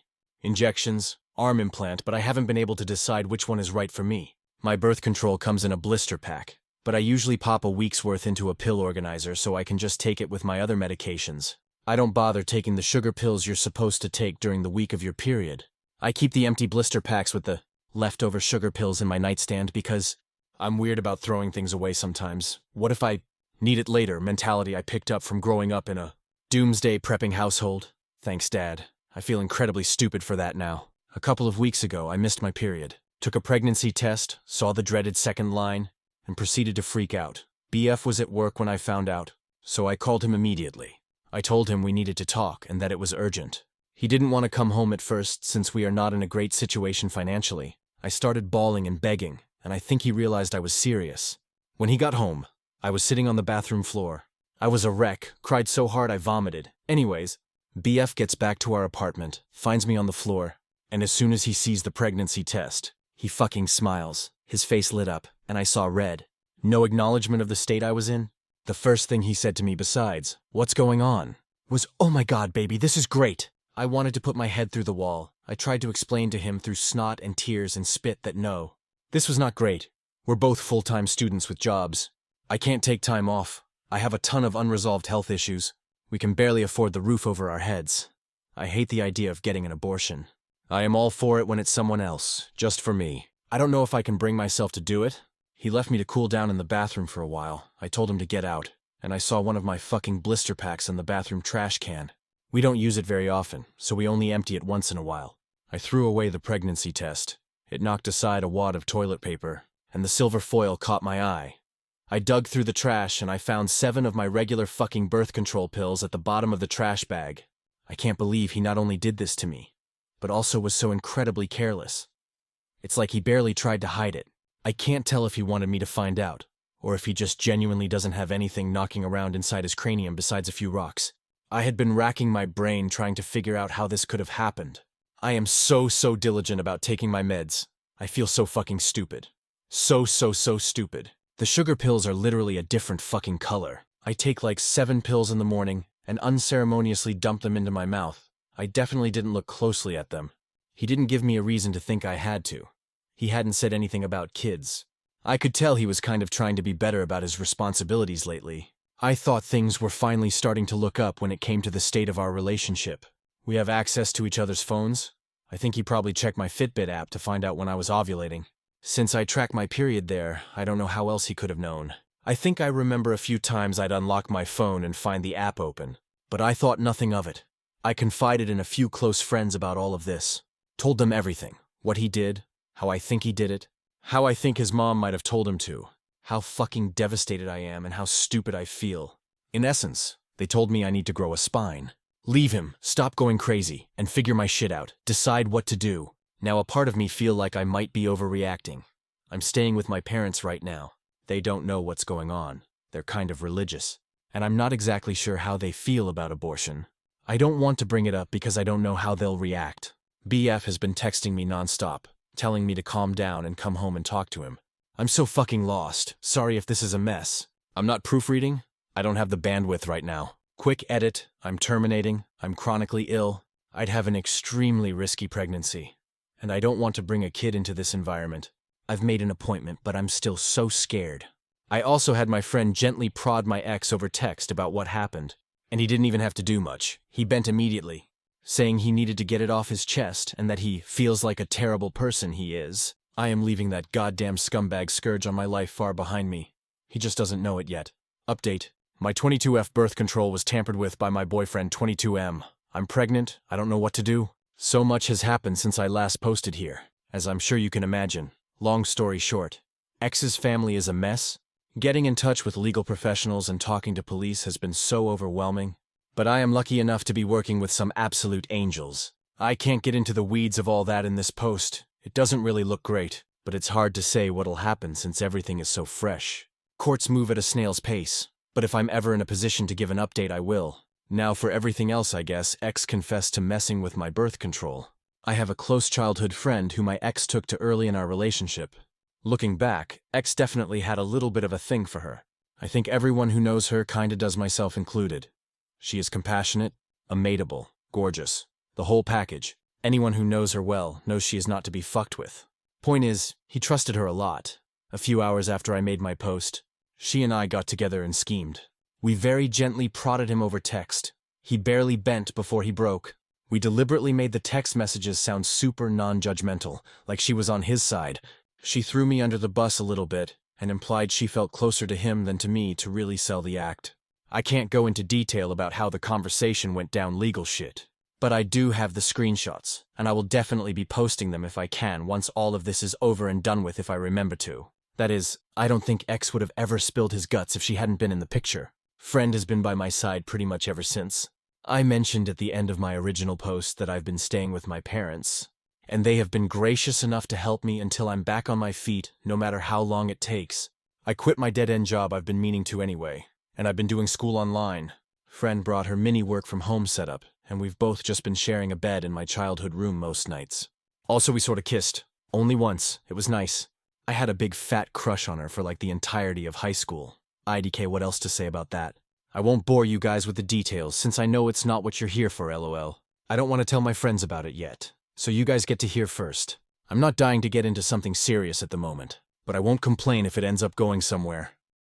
I think some part of me has known for a while that my last relationship was compete. Leaving felt like such a monumental task. In some messed up way, this has been a blessing. I was thrust into a situation where the only reasonable option was to drop him like hot shit, which was kinda long overdue. Parents are also way chiller than I thought they'd be. I mentioned in my last post that they're kinda religious, but they chilled out a lot after I moved out. Faith is still a big part of their lives, but they're less into following the book to a T, and more into making the world a better place. My dad got really into virtue ethics, and I think it's been good for him.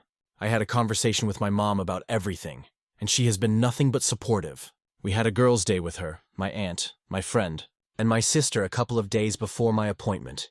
Being surrounded by love made everything easier. Appointment went well, no complications, and everyone made sure I was taken care of while I recovered physically and emotionally. I can't even begin to tell you all how grateful I am. I feel like everything has gone as well as it possibly could have in the wake of an absolute shitstorm. As for X's family, holy shit. This isn't the first time this happened. X's cousin did almost the exact same thing, but his GF now wife kept the kid and married the shitbag. I've been talking to her, but I don't want to air out all of her trauma and dirty laundry on the internet. Lots going on for her. If she gives me permission to talk about it here, I might update once the dust settles. I don't have much else to say, except to thank you all so incredibly much for giving me the kick in the ass I needed. I've received so much kindness from this community, both in comments and DMs. There were so many comments I didn't get the chance to read, but everything I saw was so sweet, not a single unkind word. I hope you all continue to be such gems. I hope the goodness you've imparted onto my life comes back around. Thank you, thank you, thank you. Stories number 15. Dumping her 26F for failing to believe me 25M about being sick. My GF and I have been together for about a year. Most everything is great except one thing. If I tell her I'm sick, not feeling well, hurt, she refuses to believe me. If I have a cold, she tells me I'm faking it until it goes away, and then says, "See, you are fine." I'm rarely sick, so it's never been a major issue, but she has zero sympathy when I'm sick. She grew up with hypochondriac parents who were always sick with something, often self-diagnosing themselves with fatal maladies. She has limited contact with them, and the time I met them, I was told by them that they didn't have long left to live. I get it. Growing up in that household must have been awful. But what happened on Sunday just sent me over the edge. GF and my sister 29F wanted to check out this event, and we were all supposed to go. I woke up with excruciating back pain and could barely breathe. GF got so mad at me for ruining this that she wouldn't speak to me. As she was about to leave, I asked her not to leave because I thought something was wrong. She said no and left. I threw up in my bed and eventually called my parents. I was too embarrassed to call 911, and my mother and brother hauled me to the hospital. I was whisked back, and after 20 minutes I was diagnosed with kidney stones, fentanyl and gravel, and I had a CT scan and then went for a procedure to bust the kidney stones. Anyone questioning whether or not to have the procedure? Do it. The side effects are nothing. 5 hours later, and I was laying on my parents' sofa in a haze. I have never, and hope to never, feel pain like that again in my life. I was sure I was going to die. The attending in the ER told me it's worse than childbirth and that they've had it before. 2, I didn't text my GF throughout because I really didn't have the strength or foresight. I was drugged up and uncomfortable. My sister found out that I had been in the emergency room, and soon after my GF called me. She was pissed off I didn't call her. Then I reminded her that I begged her not to leave as I thought something was wrong. She got quiet and eked out an apology. I got furious and said something rather nasty things, among them F off, and some other unsavory things. In fairness, I was on dope, still sore, peeing blood, and felt like someone had punched me in the gut. Standing was incredibly painful. I needed to take 2 days off of work and school. I rested in bed, and the only thing you can think is the person who should have been there didn't even believe me. She's texted me this week a formal apology, and wants one in return for saying nasty things to her. I've been avoiding her texts, calls. I've felt like shit this week, and picked something up in the ER, so I laid low. Took a few days off work and relaxed. She wants to meet tonight and talk about everything. But I'm still so mad I don't know if I should hold off seeing her. Is this as big a transgression as I feel like it is? Am I blowing this out of proportion because I felt so shitty? I just am so annoyed and angry. TLDR, GF didn't believe me, something was wrong, and I wound up in the ER with kidney stones and needed a procedure. She was mad that I didn't call her. I was too doped up, and then when I blew up at her, she felt bad. I'm still mad at her. Am I blowing this out of proportion? Relevant comments, commenter 1. You were right to be angry and annoyed with her. She apologized. Accept it or don't, only you can decide that. It was probably a lesson for her to trust you more, so it could change things in the future. But where is she now?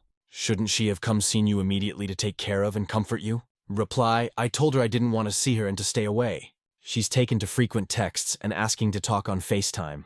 I was pretty clear with how much I wanted her to stay away. Commenter 2, ultimately you feel how you feel. No blame there. I have a question though. Does her lack of empathy extend to everything, or is it just illness? Like if you lost a loved one or something really bad happens besides illness, does she care then?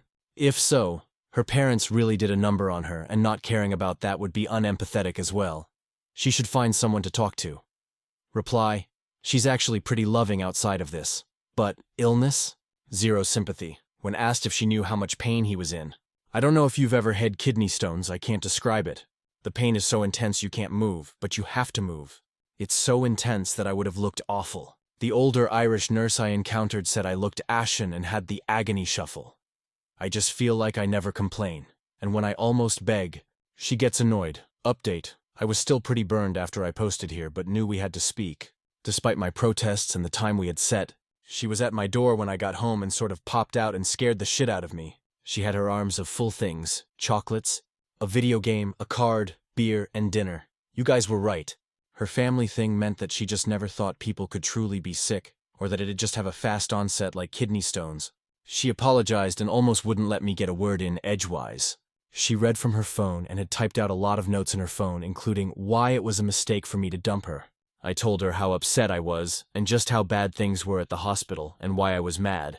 She kept saying she was sorry and promised to deal with her problems. She revealed she texted her therapist about what happened, and they had a meeting before she met up with me. He gave her some strategies and offered advice and things to say. She came with the right answers and seems to think it's a big deal. She didn't ask for an apology, and dropped that subject altogether. She camped out at my apartment all weekend so that I wouldn't change my mind, and hung around with my friends when they came over. She was apologetic all weekend, and took it upon herself to take care of me, to make up for when she wasn't there. It was a bit strange, but I didn't protest a lazy weekend as I still didn't feel 100%, so her laying around was fine. By the end of the weekend I wasn't chapped anymore, and was fine to move on with life. She kept asking if we were okay, and I must have reassured her 250,000 times. My brother came by randomly to bust my balls about a kidney stone and to subtly try and steal beer. He saw my GF and busted her balls, and she played along and thanked him for taking me to the hospital. He attempted to get compensating from her in the form of assistance with his chores, but she danced around that. She was worried my family hates her, but I didn't really give them a full rundown, so they didn't really know how peeved I was. Things seem okay for now. I'm going to be watchful and make sure the behavior doesn't crop up anymore, but everything seems okay. Thanks for all your advice, TLDR. She apologized unreservedly and didn't ask for one in return. She brought gifts and we talked it out. Then she wouldn't leave all weekend to make sure I wouldn't change my mind. Everything seems okay. Final comments, commenter 1. I don't really like that she basically forced her presence upon you and didn't give you any space. Seems manipulative. Reply, I could have gotten rid of her had I wanted her gone. She apologized pretty thoroughly and had good objections ready in case I wanted to argue. Our usual is that we'll spend the weekend together at someone's place, and this weekend it happened to be mine. I preferred it that way as I could lay on my couch. Top comments. Commenter 1, thanks for the update. It sounds like she is legitimately putting in effort to get over her issues rather than just trying to appease you. I'm glad things are working out. Commenter 2, yeah. I was one of her most ardent critics in the OP. And I have to admit, this is about the best possible response she could have come forward with to try and salvage things. It's good that she took a lot of proactive steps with reaching out to her therapist and stuff. But if he stays with her, he needs to make sure she follows through on getting help and therapy for her issues. They were lucky it was not a life-threatening situation this time. But that type of reaction could have been the difference between life and death in other circumstances, and would be completely unacceptable if children were involved. Good first step. I hope it goes well. OP. Make sure she sticks to it. Stories number 16. My future Emil tried to book herself a second first dance. I'm getting married in 3 weeks. And we just had the final meeting with our DJ. Everything was set. First dance, father-daughter dance, and mother-son dance. Today I found out my future Mil called the DJ behind our backs and asked to add in a mother-daughter dance. With me? Her reasoning? She's losing a son but gaining a daughter. And it would be symbolic. I barely have a relationship with this woman. She criticizes everything I do, told me my dress looked matronly, and is currently refusing to wear the color we asked for. Now she wants me to do a spotlight dance with her in front of 200 people? The DJ told me about it because he thought it sounded unusual. My fiancé is furious and says he'll shut it down. But I can already hear the drama that's about to explode when she finds out we said no. Comments. Commenter 1. Have you checked with your other vendors that Mael hasn't put in any other requests? Also, it's not too late to lock them down with a password. Commenter 2, do not say anything to her. This is a job for her son. Commenter 3, can't the DJ just do the other dances? Then start Uptown Funk and yell, everybody on the dance floor. Just cut her dance right out of the schedule. If she's trying to do it behind your back, you don't need to acknowledge it before the wedding. When she approaches the DJ, they can just say it wasn't on the schedule that the bride and groom finalized. She can bring it up with you. But it's too late, and she's lost the momentum. And can't work that pre-wedding sulk for all she's worth. You'll be on your honeymoon and not taking calls. Commenter 4, no need for your fiancé to shut it down. DJ knows it's not happening, and you won't list it on the program. She'll find out on the day of the wedding that it's not happening. Stories number 17. Aita for telling my wife to marry her expletive therapist because I am expletive done. After our oldest son was born, my wife decided to not return from maternity leave and be a stay-at-home mom. 6 months later, we started noticing missed milestones and other concerns.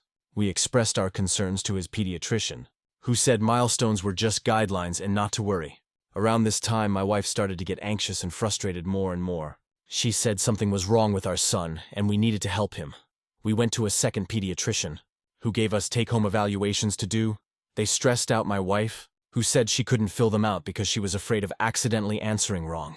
I did my best to fill them out, but since she was the stay-at-home parent, I needed her help on certain parts. Because some questions were phrased, how many times per day, XYZ, and I needed information from her to answer that. She got very frustrated during this process and said I wasn't supporting her. The pediatrician diagnosed our son as autistic when he was almost 2. My wife was upset by this, and the pediatrician recommended she see a therapist. As parents of autistic children sometimes struggle, especially the parent who spends the most time with the child. In some ways, that's the last time I ever saw my wife. Her frustration and anxiety only got worse. She's a completely different person now. She only communicates in therapy speak. And she acts like her therapist is God, and she is her prophet, carrying her commandments to me from on high to defy at my own risk. Here is an example of some of the insane things her therapist has apparently told her over the years. Our son is emotionally abusive. He was 3 when she said this because he intentionally withholds affection. I am emotionally abusive because I canceled a date with her after she called me a loser and I didn't want to spend the evening with her.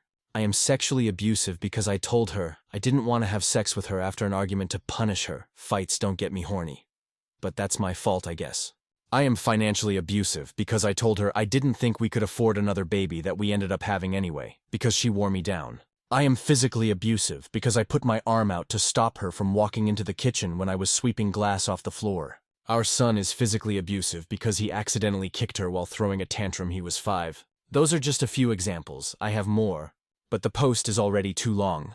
As I mentioned, she wanted to have another baby. I thought it was a bad idea. I have actually been trying to convince her to go back to work so we can afford specialized care for our son. But even bringing up the idea is, you guessed it, abusive? Well, we had the baby, which I thought was a bad idea. But that's in the past now. Our second son turns a year old soon.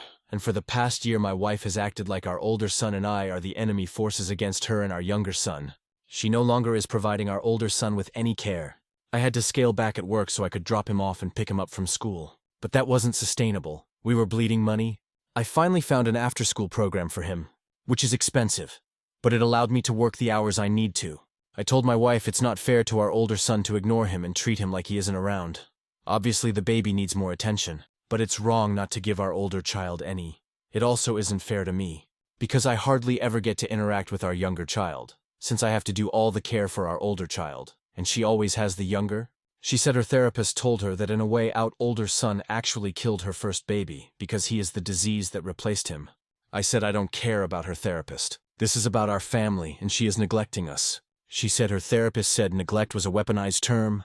I told her to marry her effing therapist because I am effing done. I told her I am filing for divorce. She lost it when I said that. She said I can't talk about her therapist like that. I'm trying to alienate her from her support person, and that's abuse. I talked to my friend who is a lawyer to get a recommendation for a divorce lawyer, and he told me it's an asshole thing to do to insult her therapist. Because therapy is important, and it's not the therapist who told her to neglect our kid, hopefully. This therapist ruined my marriage and turned my wife into a crazy person. How am I wrong for insulting that? But if my own friend disagrees, I guess I might need a reality check. Comments, commenter 1, that is not a therapist, but a parasitic enabler, commenter 2, NTA. You're a far better person than me because I would have gone nuclear a long time ago. I say that as a woman, it should have been over the moment she started neglecting your older son. Looks like she just wanted to discard him and have a do-over baby. What an absolute monster, reply. Well, at first I thought the neglect was maybe a symptom of postpartum depression or something like it, but now it's been a year and the neglect has been permanent, so I have to act. Commenter 3. NTA, and I'm sorry you're going through this. The answer is probably no. But would she consider seeing a different therapist to save the marriage? Reply, absolutely not. She loves that therapist more than anyone, including me and both of our children. If she even still loves me and our older son at all. Commenter 4. Start documenting everything, screenshots, get videos of how she behaves towards you and your kids. She is not a safe place for your child right now, or you. Get your kids, both of them, and get out. Reply. I'm not leaving the house. My older son wouldn't be able to handle moving. She is going to have to be the one to go. I will record videos of her behavior, but I don't think it will be necessary. I have so many text conversations and witnesses that attest to her actions. Stories number 18. Aita for telling my cousin her toddler can't play in my brand new pool because she deserves a break. I just bought a house with a small pool in the backyard. I've been saving for years and finally have a little oasis where I can relax after work. I invited my family over for a weekend hangout. My cousin showed up with her 2-year-old. And immediately started hinting that I should let the kid play in the pool. I politely said no, explaining that I didn't want a toddler in my pool without supervision, and that it was still brand new. She flipped out and said I was being selfish, arguing that she deserves a break and her kid deserves to have fun. Then she went on about how every other relative lets their kids play in their pools, and that I was ruining family time. I told her firmly no, the pool is my property and I get to set rules. She ended up sulking in the corner, refusing to talk to anyone, and even hinted she might leave early. Other relatives seemed uncomfortable and some subtly sided with her. I honestly feel completely justified my pool, my rules, but now I'm starting to get texts from other family members asking why I can't be more generous. Comments, commenter 1, NTA. She thinks deserving a break means she gets free access to other people's property. Nope, reply, exactly. I even offered some time later when I can supervise, but apparently that's not good enough. Commenter 2, NTA. What's wrong with her? How would she be taking a break if her 2-year-old was in the pool? Commenter 3, you could be liable if something happened. If she wants her kid to play in a pool, there are plenty of public pools to go to. The entitlement is real. Commenter 4, let her leave early. If other relatives text you about it, tell them to stay in their lane because this isn't their concern unless they have a pool, in which case you can suggest they invite her over. And if she brings it up again, tell her that since other relatives let kids play in their pools, then she can go visit one of them instead. Problem solved. Stories number 19. My partner getting a diagnosis of ADHD was the worst thing that could have happened. My partner in the last year went to a specialist and got a diagnosis of ADHD. I have no doubt she has it. I encouraged her to seek the diagnosis and get help because she was living a life that was unsustainable. And after the diagnosis, there was a period of significant improvements in her life and functioning, to the point I was really proud of her. But as soon as the diagnosis was confirmed, ADHD became her go-to reason when anything was difficult between us, being late all the time. It's her ADHD being angry because I drove a different way home. Her ADHD makes her feel angry when things change, being critical of everything. ADHD means she can't regulate her thoughts and speech, breathing too loud in bed. ADHD makes her sensitive to noises. It just goes on and on and on and on. Everything is about ADHD. I don't even want to talk to her about things anymore because I am so tired of hearing how it's not her fault and it's the ADHD. I genuinely believe ADHD plays a large part in the things I mentioned, and more. But is that it? That I have to be talked down to? Feel like I'm failing an invisible test all the time because she has ADHD? I can't even encourage her to take her medication because apparently it's optional, and any kind of behavioral therapy is out of the question. This is just who she is and I have to accept it. I feel so worn down by it. My life is constantly putting my feelings aside, feeling on edge and upset, but knowing that nothing will change because that's who she is and she can't help it. I'm going to lose my mind if she sends me one more of these TikTok videos of these cute ADHD things. Comments, commenter 1. Just because she has ADHD doesn't mean she can't take responsibility for her diagnosis. This goes for any and all mental health issues. You are 100% responsible for managing them. Commenter 2. Upvoting because my ex blamed a large part of his abusive behavior during our marriage on his ADHD and undiagnosed autism, and I felt like absolute shit for finally leaving him. But my life is all the better for it and I do not regret it. Commenter 3. I have ADHD and struggle with punctuality, frustration tolerance, emotional regulation, and overstimulation more than the average person. Getting a diagnosis allowed me to get professional treatment, and now those things aren't everyday issues for me anymore. Everyone is different. But given my history, my psychiatrist very bluntly told me not treating my ADHD is risking mental illness and increasing unnecessary stress in my life. I feel like your GF needs to come around to the fact ADHD is a disorder that can be treated and not a cute personality perk. Commenter 4. She has a medical condition and refuses to treat it. That's her prerogative. However, you aren't required to continue to date her and deal with symptoms of an untreated condition. You can break up. Stories number 20. Co-worker 50S gave us 20-somethings tickets to a performance his wife set up and now we owe them $360? Obviously, we're in shock. A senior co-worker, let's call him Scott, came up to a co-worker of ours, Rebecca, with tickets to a performance his wife set up. He gave her 6 tickets to the performance and told her that his wife was looking for singers in future performances and they wanted her to check it out. At no time did he mention price or buying the tickets. He literally just gave her the tickets and invited her to go. He didn't even really tell her what the event was. He didn't mention there would be food or anything. She invited 5 of us to go with her to check it out. We all believed it was free because usually when you get tickets, they've already been paid for. Plus he hadn't said anything about paying for them. On the tickets there were 3 prices, $25, $50, and $60. We all ate before we got there because we weren't aware there was a dinner with it. We showed up 5 minutes late with the tickets and Scott was at the table taking tickets. He told us to take a seat and he'd get the tickets later. We didn't think anything of it and grabbed a seat. They ended up bringing a plate of appetizers around and then the performance started. The performance was interesting belly dancers and some circus-type stuff and lasted about 20 minutes max. After it ended, we munched on some appetizers and chatted for a bit. They started bringing food around, but we'd already eaten dinner, so we got up to leave.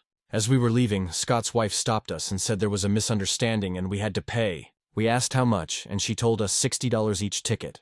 She told us we should just stay and eat the dinner they were serving because we were going to pay for it anyways. She also looked incredibly pissed off and angry at us. She told Rebecca to bring the money to work on Monday to give to Scott. We left without touching the dinner and with a bad taste in our mouth. She didn't even give us the option of paying $25 for just the performance. Here's the thing. We can't afford it. None of us would have gone if we had known it would be $60. In fact, we went mostly as a favor to our co-worker's wife and weren't super excited about it. If they had told us at the door it was $60, we would have gone home. Now it's awkward because we don't know how to approach it with Scott. He has a higher position than us in the company, and we don't want to step on his toes or insult his wife. But on the other hand, we feel that we were scammed and we all can't afford this. How do we go about dealing with this issue? Should we refuse to pay them back even if it creates an awkward workplace? Should we just consider it a lost cause and pay up? Did we fuck up because we expected them to be free? Reddit, what do you think? What should we do? Well, DR coworker gave us tickets to a performance his wife set up without telling us we would have to pay for them. We went, watched the 20-minute performance, and left. Coworker's wife demanded we pay $60 each. What should we do? Update 1. Whoa, this blew up. Thanks all of you for your comments and helpful advice. I obviously can't get back to all of you, but I have read all of your comments. I have sent this page to my coworkers so they could read through as well. We've decided to talk to Scott tomorrow and see what he says.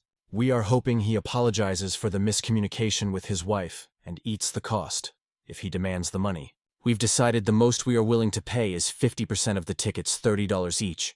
More than anything, that is just to keep the peace at work because he is our superior.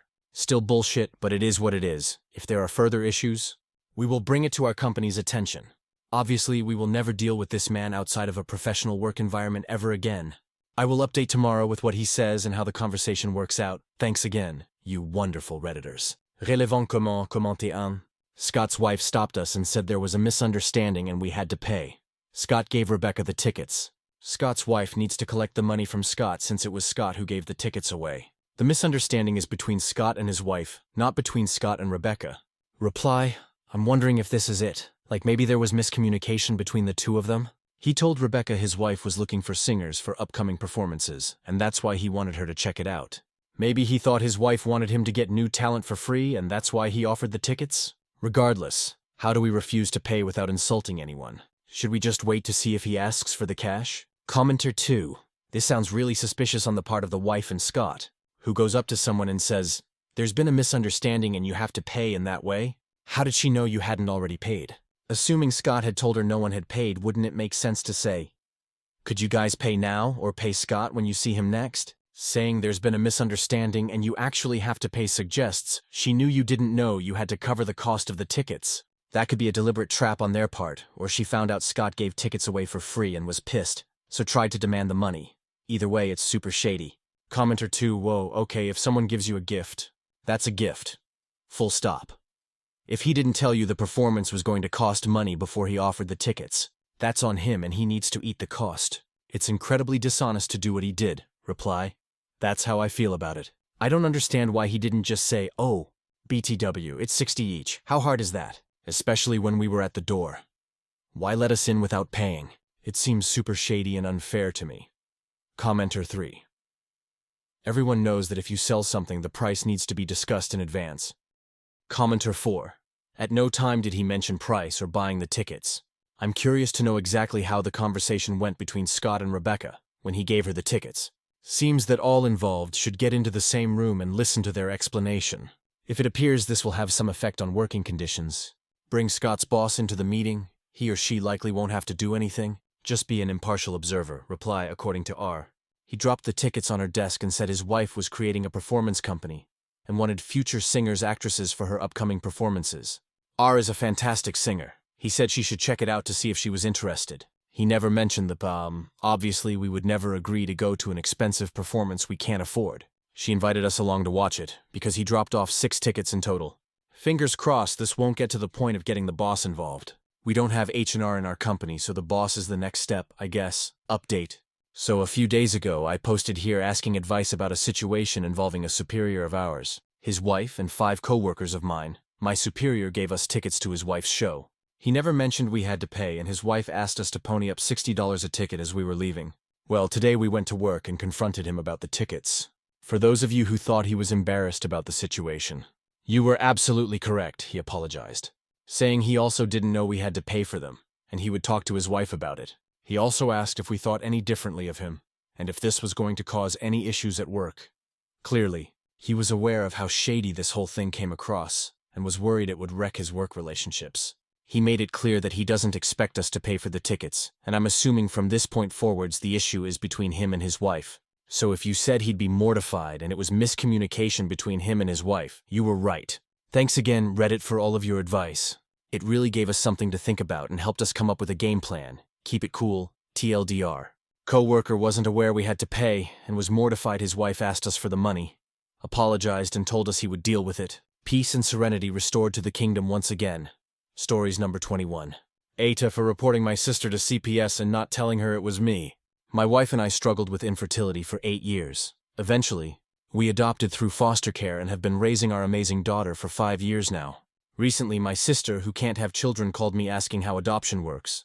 When I asked why, she said a friend of hers was pregnant and had offered her the baby. I explained the process and costs, making it sound even more complicated than it is, because the reality is, my sister lives in an RV, has no job, and struggles with drugs.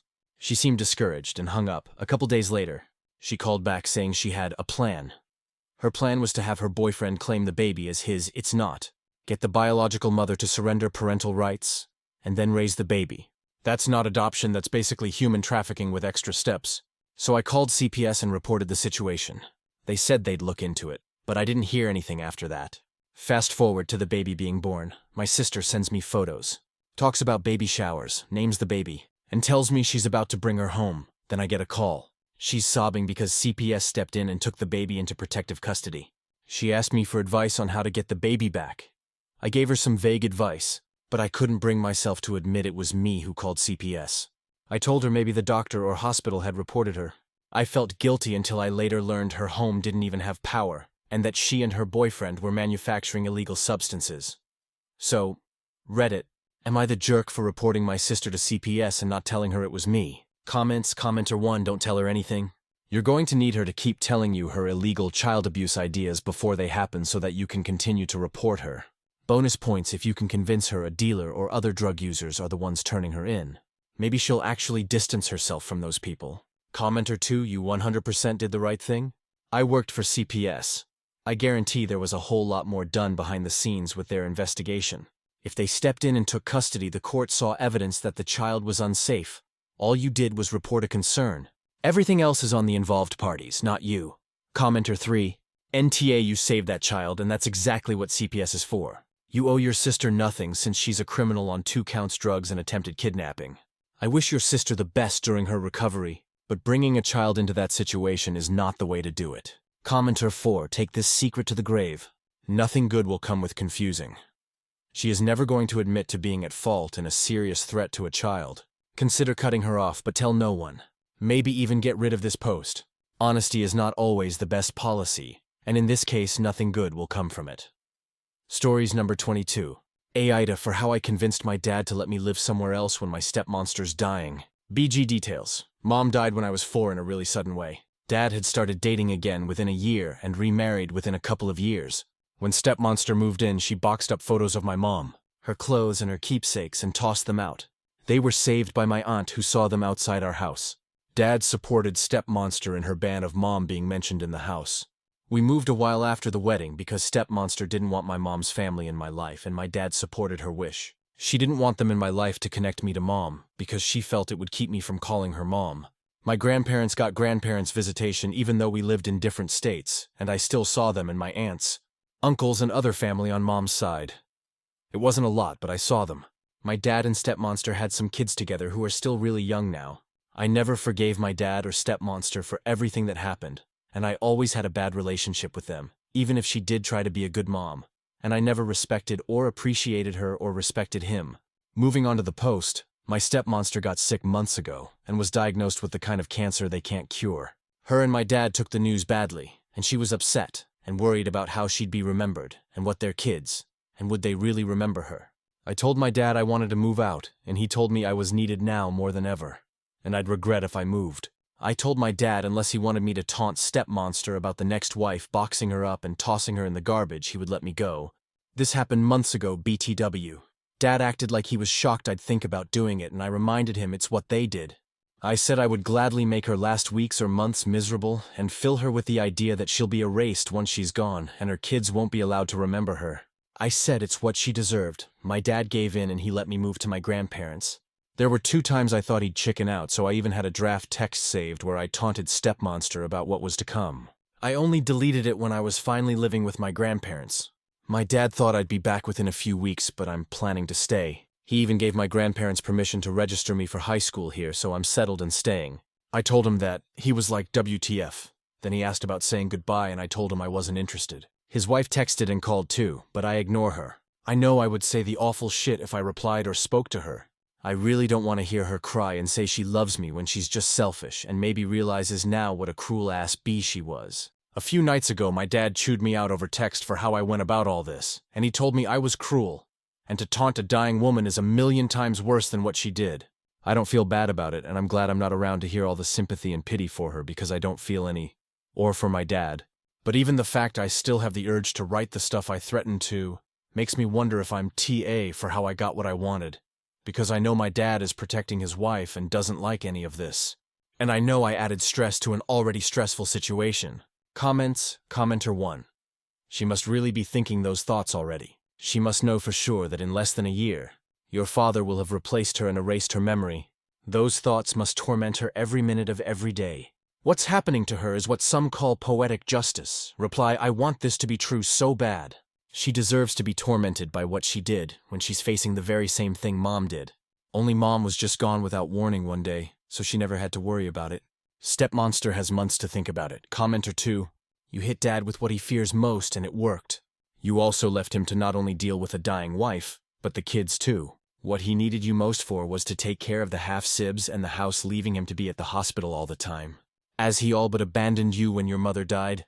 Some would call this karma. Enjoy your time with your family. If I were you, I would refuse to come back to Dad's house when Stepmonster is gone. Commenter 3. NTA, and furthermore, I salute you for standing the fuck on business. Your father was too weak to do so and is now reaping what he sowed as a result. Stand tall, sis. Commenter 4. The audacity of people telling you to be nicer while you're literally describing years of having your mom's memory deleted from your life is wild. Like, hello? She burned bridges, she banned your mom's family, and your dad co-signed it? Now you're supposed to be the emotional hospice worker? Nah. You leaving instead of staying and saying something nuclear is probably the sanest thing you could have done. Stories number 23, Aita for telling my husband. Then I guess this relationship won't work. And taking off my wedding ring after he told me not to talk about his family? My husband 32M and I 30F have been married for 8 months. We've been together almost 5 years. And for the most part, things were good, until his brother 36M came into the picture. Some context, my brother-in-law had been living abroad for over 2 decades. He got a decent job overseas when he was young, stayed there forever, and just never came back to the USA until recently. He even attended our wedding by one of those telepresence robots because he didn't want to fly back for a short trip. So I never actually met him in person until after we were married. 6 months ago, Bill got fired from his job and came back here with no place to live. So my husband told him he could stay with us for a little while.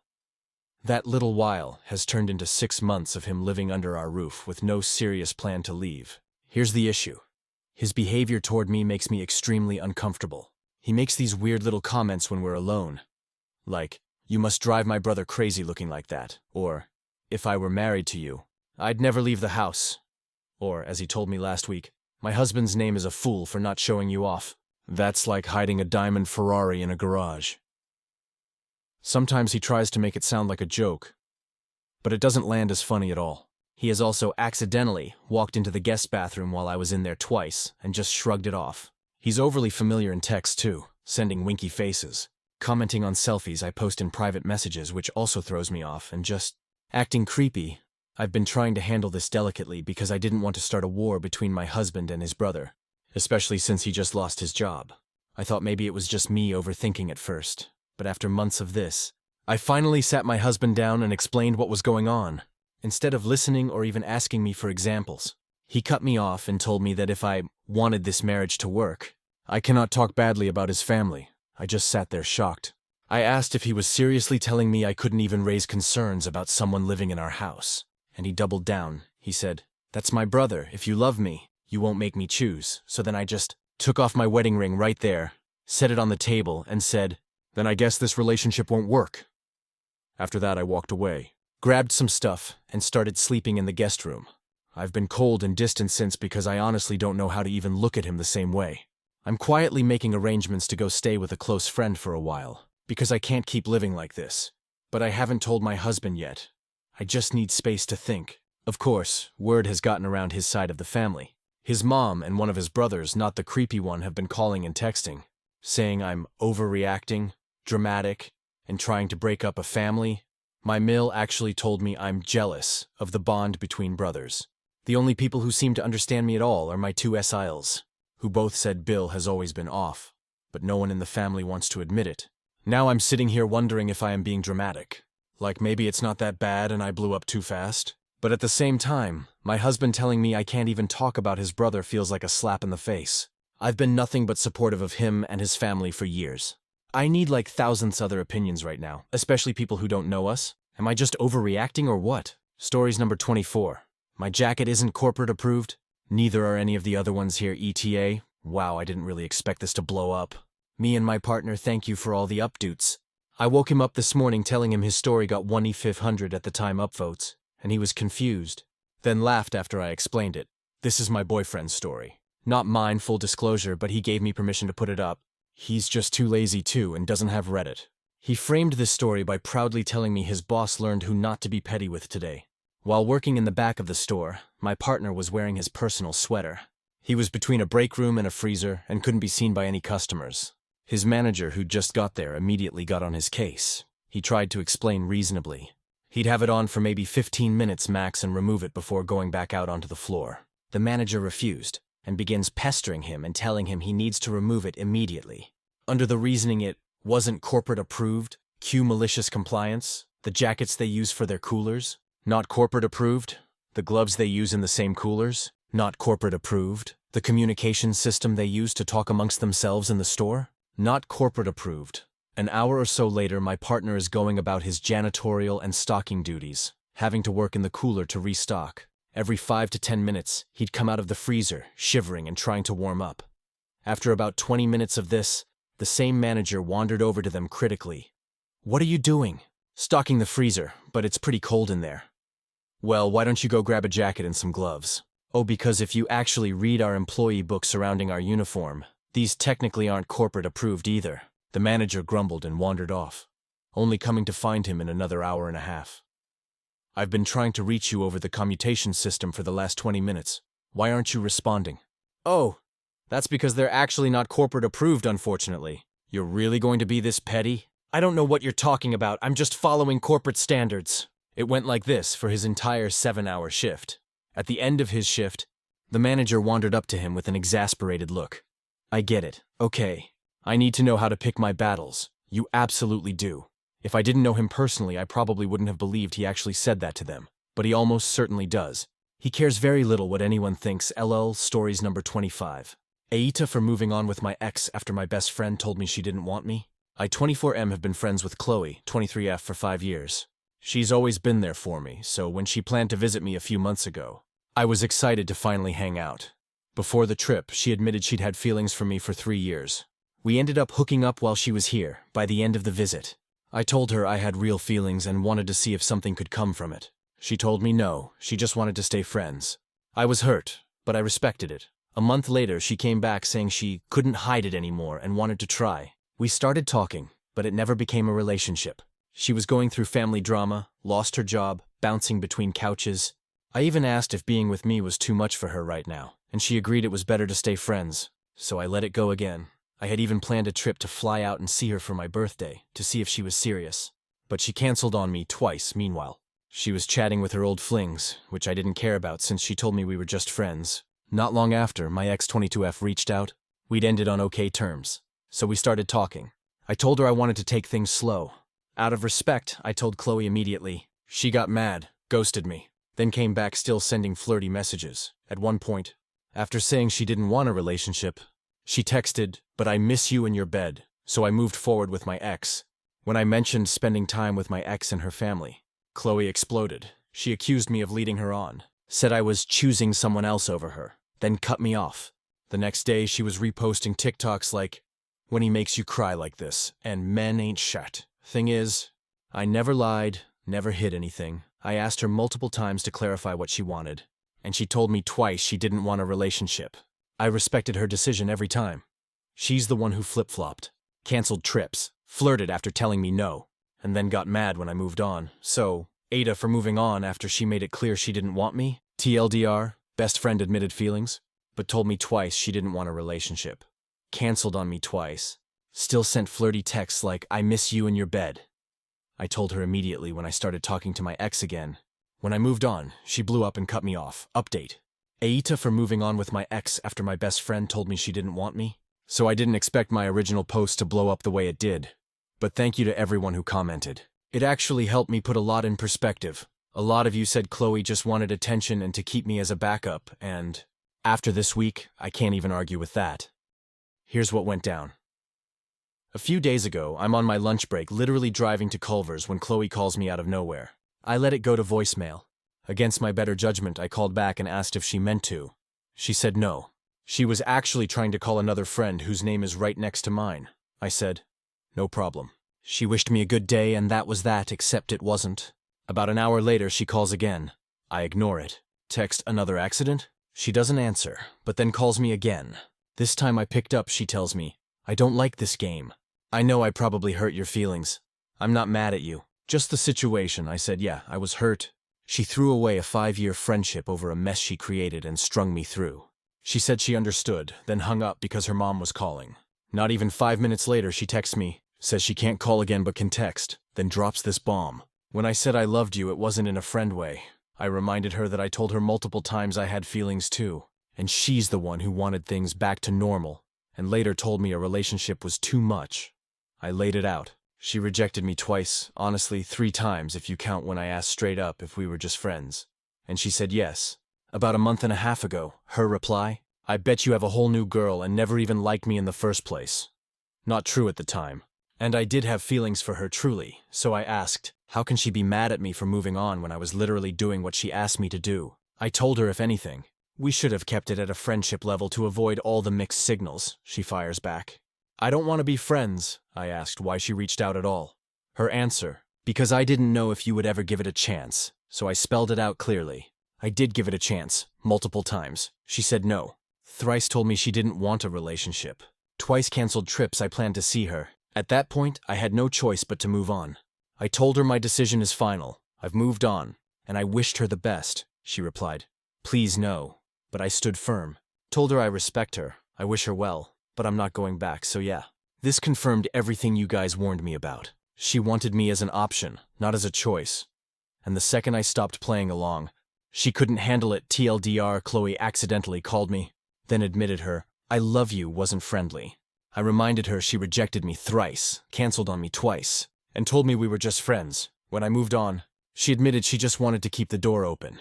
In case, I told her my decision is final and wished her the best. She replied, please no, stories number 26. Just tough it out. Said moments before helicopters, sheriffs, and ambulances are all called traumatized. This is my first time writing a post like this, but I recently scrolled Reddit and saw some stories that reminded me of this and thought, it's mildly entertaining to talk about. This was many, many years ago when I was around 11, so I don't remember many details, but I do remember the outcome well. This was not too long after we just moved to a new, hot and sunny state. My parents found a hiking trail they thought seemed fun near home. They also ignored the warning that it was a long and intensive hike not suitable for younger people. And also back then we didn't know I had a condition that causes heat intolerance, and it was peak summer. The hike started pretty good. Back then, I hiked with my parents a lot, and always loved doing it. The trees at the start were nice, and me, my dad, my mom, and my older sister were all having a fun time pointing out all sorts of cool things we noticed. It all started off fine, but once it started to get bad, it was like a snowball. I remember feeling a little woozy, but as a little 11 or 12-ish-year-old kid, I thought it was funny. I did mention to my parents I felt woozy, and they didn't think much of it because I'm a dumb kid. They gave me some water and snacks, and that's that. About halfway into the hike, the wooziness went more to feeling more. Just not so good. If you've ever experienced the very beginnings of heat exhaustion, you know what I mean. Nothing too apparent yet, but I wasn't having as much fun. My parents were loving stopping at every cool site and taking photos, and at some point I stopped participating and just staying behind to eat some snacks. We were still in the wooded area of the hike, but this wouldn't last long. The last third of the hike started with a steep rocky uphill with little shade, and then it would end off with a long, sunny, not-so-shaded flat path to the entrance. Starting the steep and long uphill, I started to really feel not good, and I told that to my parents. My parents didn't believe me. They thought I was just being overdramatic like they always said, and that I just wanted to be carried or be lazy or just tough it out or something. Back then, they were kinda assholes all around and said these things all the time to every illness or anything. But I started to really feel shaky and my stomach hurt, and every step felt like my limbs were made of lead. When my pace started to dramatically drop off and every step up took me a minute. My mom, I think. Maybe it was my dad? Brain was getting jumbled by then, finally paused and started to consider I was maybe not faking it, and maybe they basically thought I was just tired or something, and to just help me, so I stopped complaining. They didn't think something was wrong no matter how much I tried to tell them, but just assumed the steep uphill was a bit much for a child. The second parent, my dad, still didn't believe me and went on ahead while my mom stayed and tried to help me get to the end of the uphill. I'll admit this is the part I remember very, very little of. At this point, I don't know how I made it to the top of the uphill, but my body was done. Next thing I remember is throwing up in some bushes again and again. It was at that moment both of my parents were like, "Oh shit, something is wrong."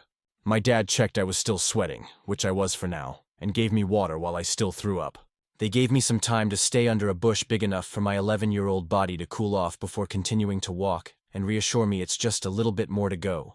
A few steps later, and I was down again. From there, until the end of the hike, I remember very few things. I remember throwing up, not being able to move or lift any of my limbs anymore, being carried while I was barely conscious. Everyone on the trail who had strength being alerted to run to the end as only the end had cell service to call 911. A good handful of strangers pouring their remaining bottles of water on me to try and cool me down. It was at least a dozen bottles given to me just to try and drink or cool my body down. And finally 2 helicopters, at least 3 to 4 ambulances, and 2 sheriff's cars showing up to take care of me. It seemed multiple people managed to call an emergency. So a lot showed up, lol, so yeah. I ended up having heat stroke. My sister claims to this day I was overdramatic, but my parents never ever again doubted whenever I said I didn't feel well. I have never heard them tell me to tough it out since that day because I could have possibly died if dozens of strangers didn't help me with water and calling for help. They also always read warning on hikes since then, but I haven't ever joined them again and nobody tried to force me to after that. It would take only 2 more medical emergencies in the family before they fully shaped up, and my mom is my biggest health advocate. And turns out 99% of the times I've felt something was wrong. Something actually ended up being wrong. Who would think it? Also post-note IDK how much I conveyed how bad of a situation this was. The hike was about 3 hours longer for my family, 'cause small children and photo taking in the end.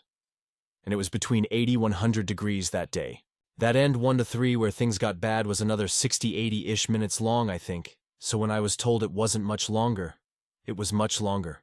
And in a very awkward location cars couldn't reach until we were in the last 30 minutes, of which by then I was already barely conscious where the sheriffs could reach us. And back then we didn't know I had a medical condition that made all of this 1,000 times worse. Stories number 27. My aunt thinks university is the answer to everything. I finally shut her up. So, I grew up in a pretty average family in Ohio. My parents, Mark and Linda, did okay for themselves, but were very make-ends-meet people. My mom worked at a school as a secretary, and my dad was a mechanic who owned his own small garage. They weren't rich, but they worked hard. And they raised me and my younger sister the best way they could.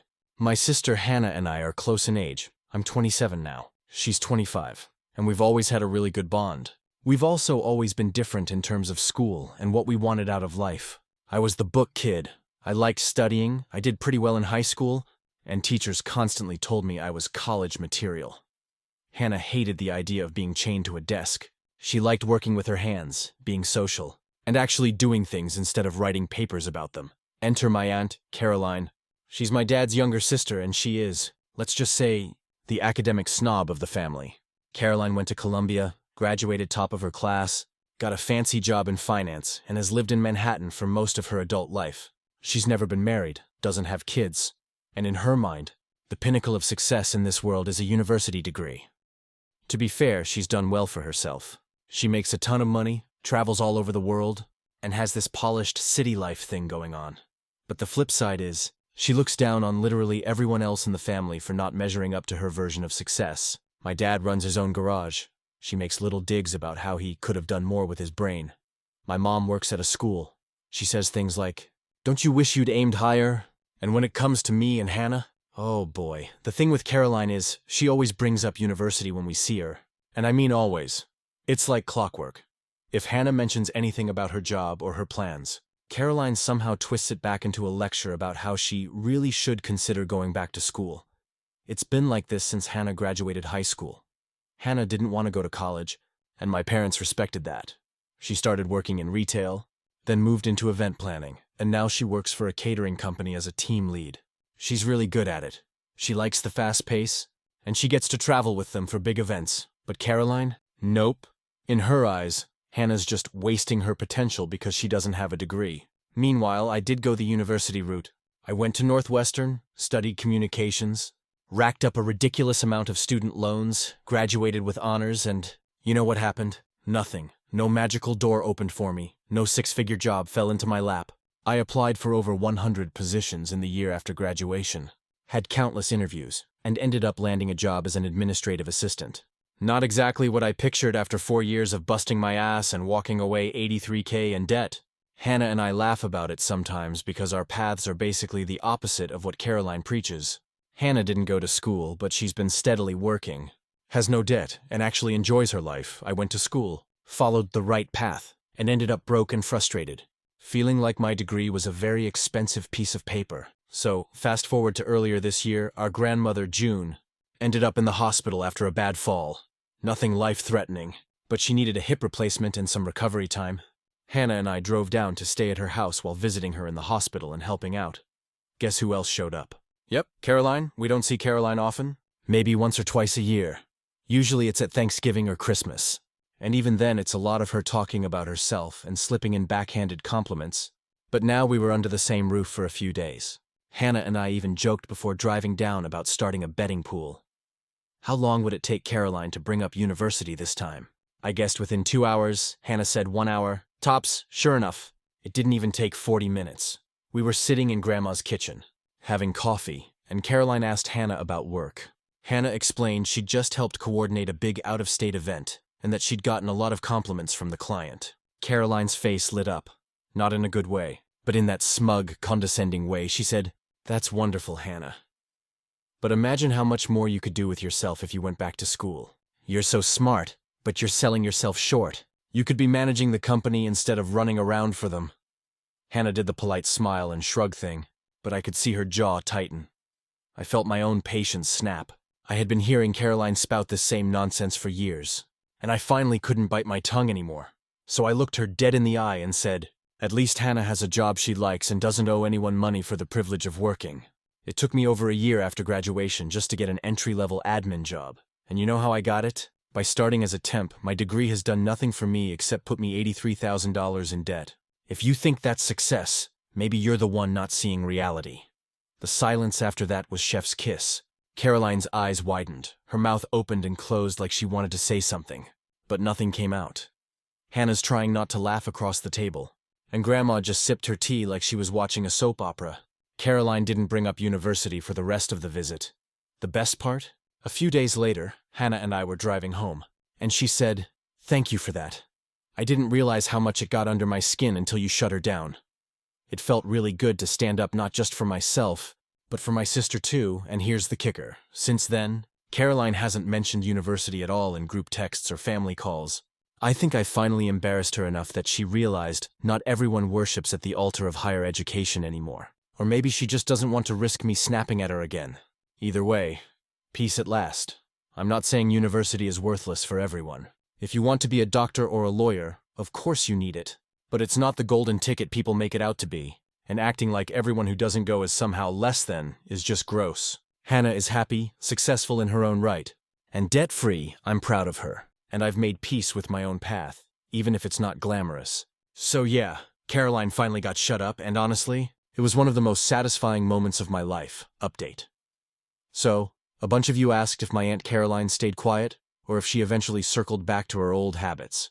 Honestly, I thought the same thing. My sister Hannah and I were joking that it was only a matter of time before she reset and went right back to her "university is the answer to everything" script. And for a while, it looked like she might have learned her lesson.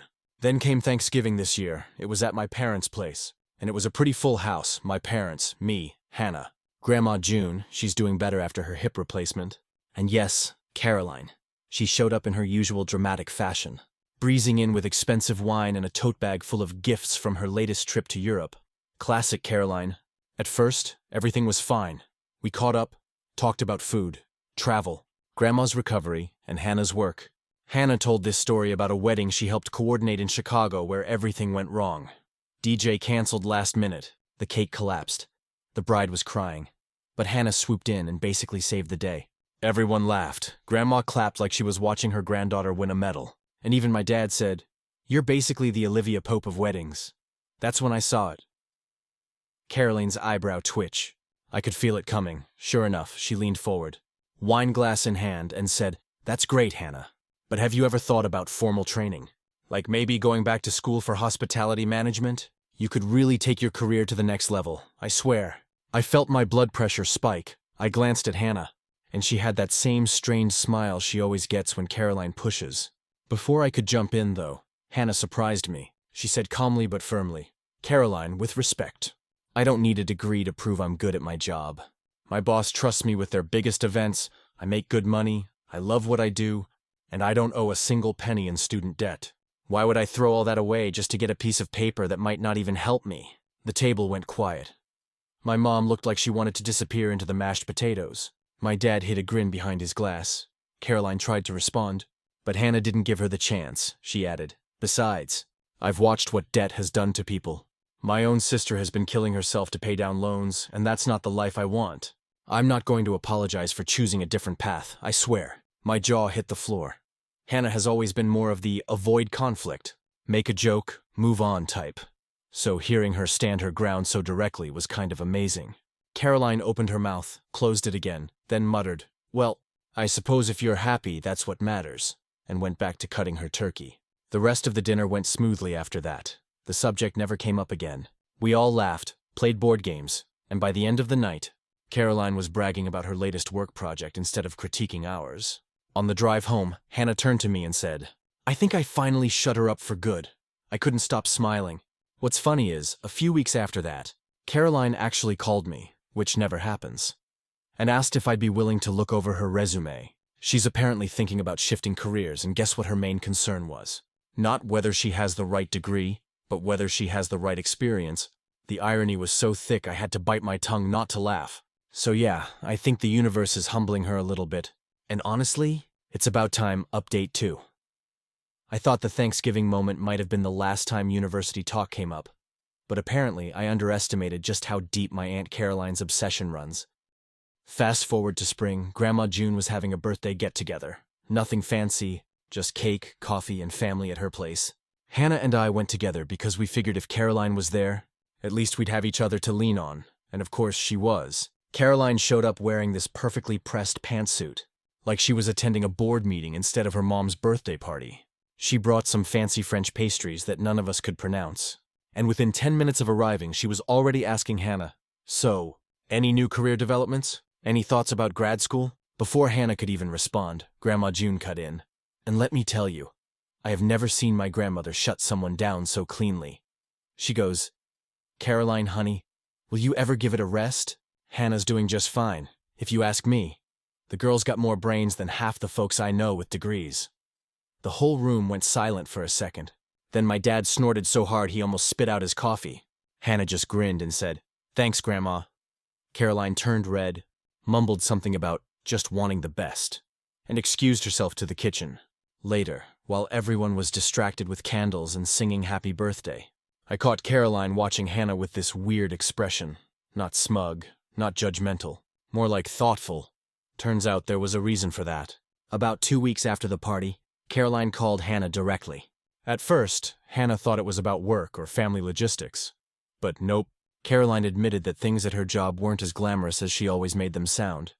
Apparently, she'd been laid off from one of her big projects and was struggling to find something else. She was frustrated because despite all her degrees and credentials, younger people with less education but more hands-on experience were being hired over her.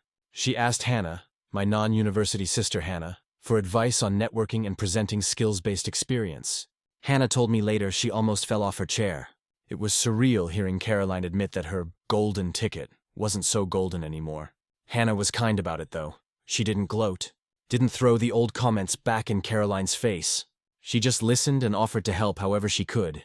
I don't think Caroline has fully let go of her belief that university is the ultimate solution for everyone. But I do think the cracks are showing for the first time. She's being forced to see that there are other paths, and honestly, I think watching Hannah succeed without drowning in debt is part of what's making her question herself. And the wildest part? At the next family gathering, Caroline didn't say a single word about school, not one. Instead, she asked Hannah for her opinion on some professional certifications she was considering. And Hannah gave her practical advice. It was like watching the roles completely flip. Caroline, who used to talk down to Hannah, was now coming to her for help. It feels like progress, slow, stubborn progress, but progress nonetheless. Final update. It's been about 3 years since the whole university is the answer to everything fight with my Aunt Carolyn, And honestly, the dynamic in my family has shifted in ways I never expected. After that spring where she finally asked Hannah for career advice, things slowly started to change. Caroline never outright admitted she was wrong. She's too proud for that. But her behavior started speaking louder than words. Instead of hammering on about degrees at every family gathering, she began asking people about their actual lives.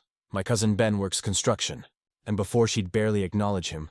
But at Christmas last year, she asked about the projects he was working on, and even complimented him for building something tangible that people actually use. That floored everyone. As for Hannah, she's thrived. She got promoted at her job, eventually moved into a team lead role, and then pivoted into a new company that valued her skills and experience. No degree, no formal letters after her name, just proof she could get things done. Caroline actually attended Hannah's promotion party and gave a little toast, saying, "Success looks different for everyone, and I'm proud of you." Hearing that from her felt almost surreal. Caroline herself went through a humbling season. After struggling to land another big corporate role, she ended up taking contract work and, eventually, started her own small consulting business. And you know what? She's good at it. But she admitted to me over coffee one afternoon that it wasn't her MBA or her alumni network that carried her through. It was her adaptability, the same quality she used to dismiss in others. Then came the real turning point. Grandma June passed away last fall, and we all gathered at her house afterward. It was bittersweet, and everyone was sharing memories. Caroline, of all people, stood up and told a story about how Grandma once told her, "Education is a tool, not a trophy. It's what you do with it that matters." That line hit hard, because it was the first time I'd ever heard Caroline quote Grandma in a way that applied to herself. Not just as ammo for someone else. She even said, "I used to think university was the only path, but looking at my family, I realize I was narrow-minded. I'm grateful you all kept me honest. It was the closest thing to an apology we were ever going to get. And honestly, it was enough now when we joke about the old days of how many minutes until Caroline brings up uni." Caroline laughs along with us. She even made a joke at Thanksgiving this year saying, "Don't worry, I'm not here to sell degrees anymore." Hannah teased her back with, "Good, because I charge consulting fees now." And the whole table cracked up. It feels like we've come full circle. Caroline hasn't lost her pride in her education. She still values it. But she finally respects that there isn't a one-size-fits-all path. Hannah has the peace of being seen for her work, not her lack of a diploma. And me, I finally feel like I don't have to play referee at every family dinner. It took years, some uncomfortable confrontations, and life humbling Caroline more than once. But my aunt no longer treats university like the Holy Grail. She treats it like what it always should have been. One option among many. And honestly, I think Grandma would have been proud to see her finally get it. Stories number 28. My husband and I always talked about having kids someday. But the way things have been lately, I've been quietly spiraling inside. When I married David, he was the steady one. He had a plan, always saving, always cautious, always saying things like, "One day when we've got the house paid down and work is stable, we'll start a family." I liked that idea. I liked the thought of structure. The problem is, structure is the one thing that's completely collapsed in our lives these past 2 years. Last winter, his company downsized, and he ended up in a role that's basically half the pay of what he had before. I've been carrying the majority of the bills with my marketing job, which was fine in the beginning because I've always been ambitious and capable. But the truth is, I've been exhausted. I work 50+ hours a week, I commute, and then I come home to a man who is either stressed about money or numbing himself by watching basketball reruns until he falls asleep on the couch. So when that little plastic stick showed 2 pink lines last month, my stomach dropped. Not in an "oh my god, I'm so excited" way, but in a cold wave of panic. I locked myself in the bathroom, stared at it and whispered, "No, no, no," like saying it enough times would make it vanish. I didn't tell David right away. I couldn't. Every scenario played in my head. The tears, the pressure, the arguments about money, the fights about, "we'll make it work." I know him.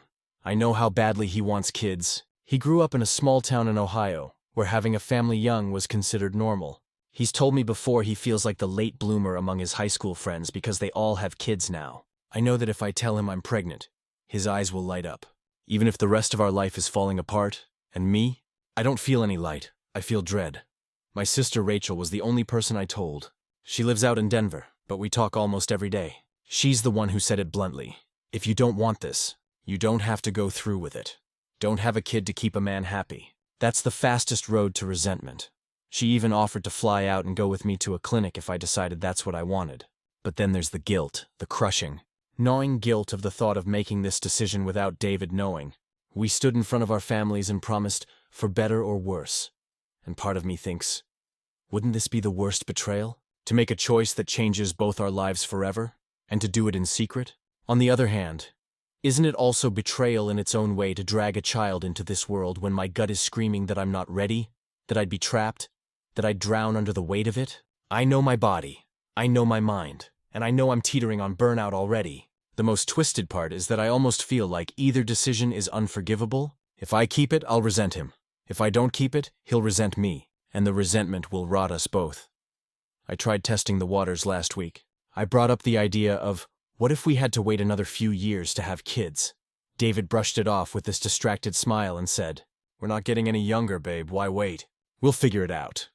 Then he started scrolling Zillow, looking at houses way out of our budget, and talking about how a yard would be perfect for little ones. I wanted to scream. I wanted to tell him that a yard doesn't pay for diapers, that figuring it out isn't a plan, that love doesn't magically fix exhaustion or the hollow pit in my chest when I think about being pregnant right now. But I didn't scream.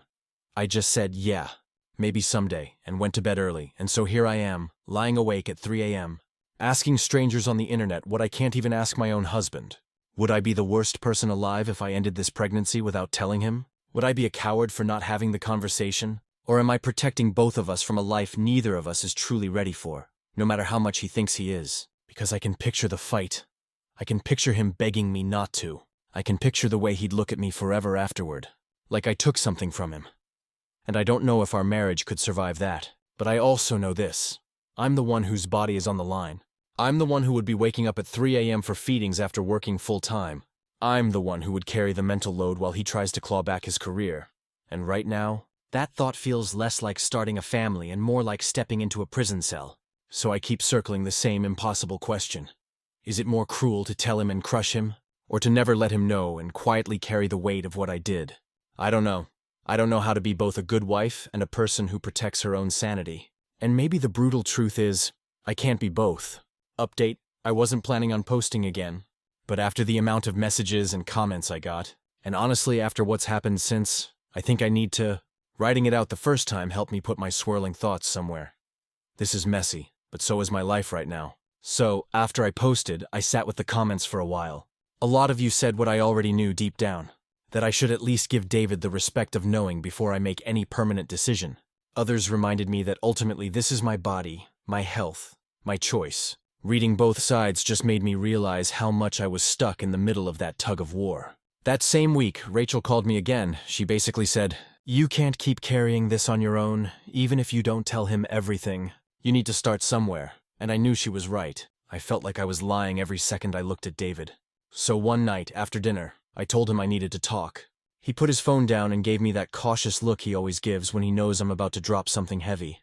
I swear my heart was in my throat. I couldn't say the word pregnant. I just blurted out, "I'm late." He froze. Then this slow smile crept across his face and he said, "Really?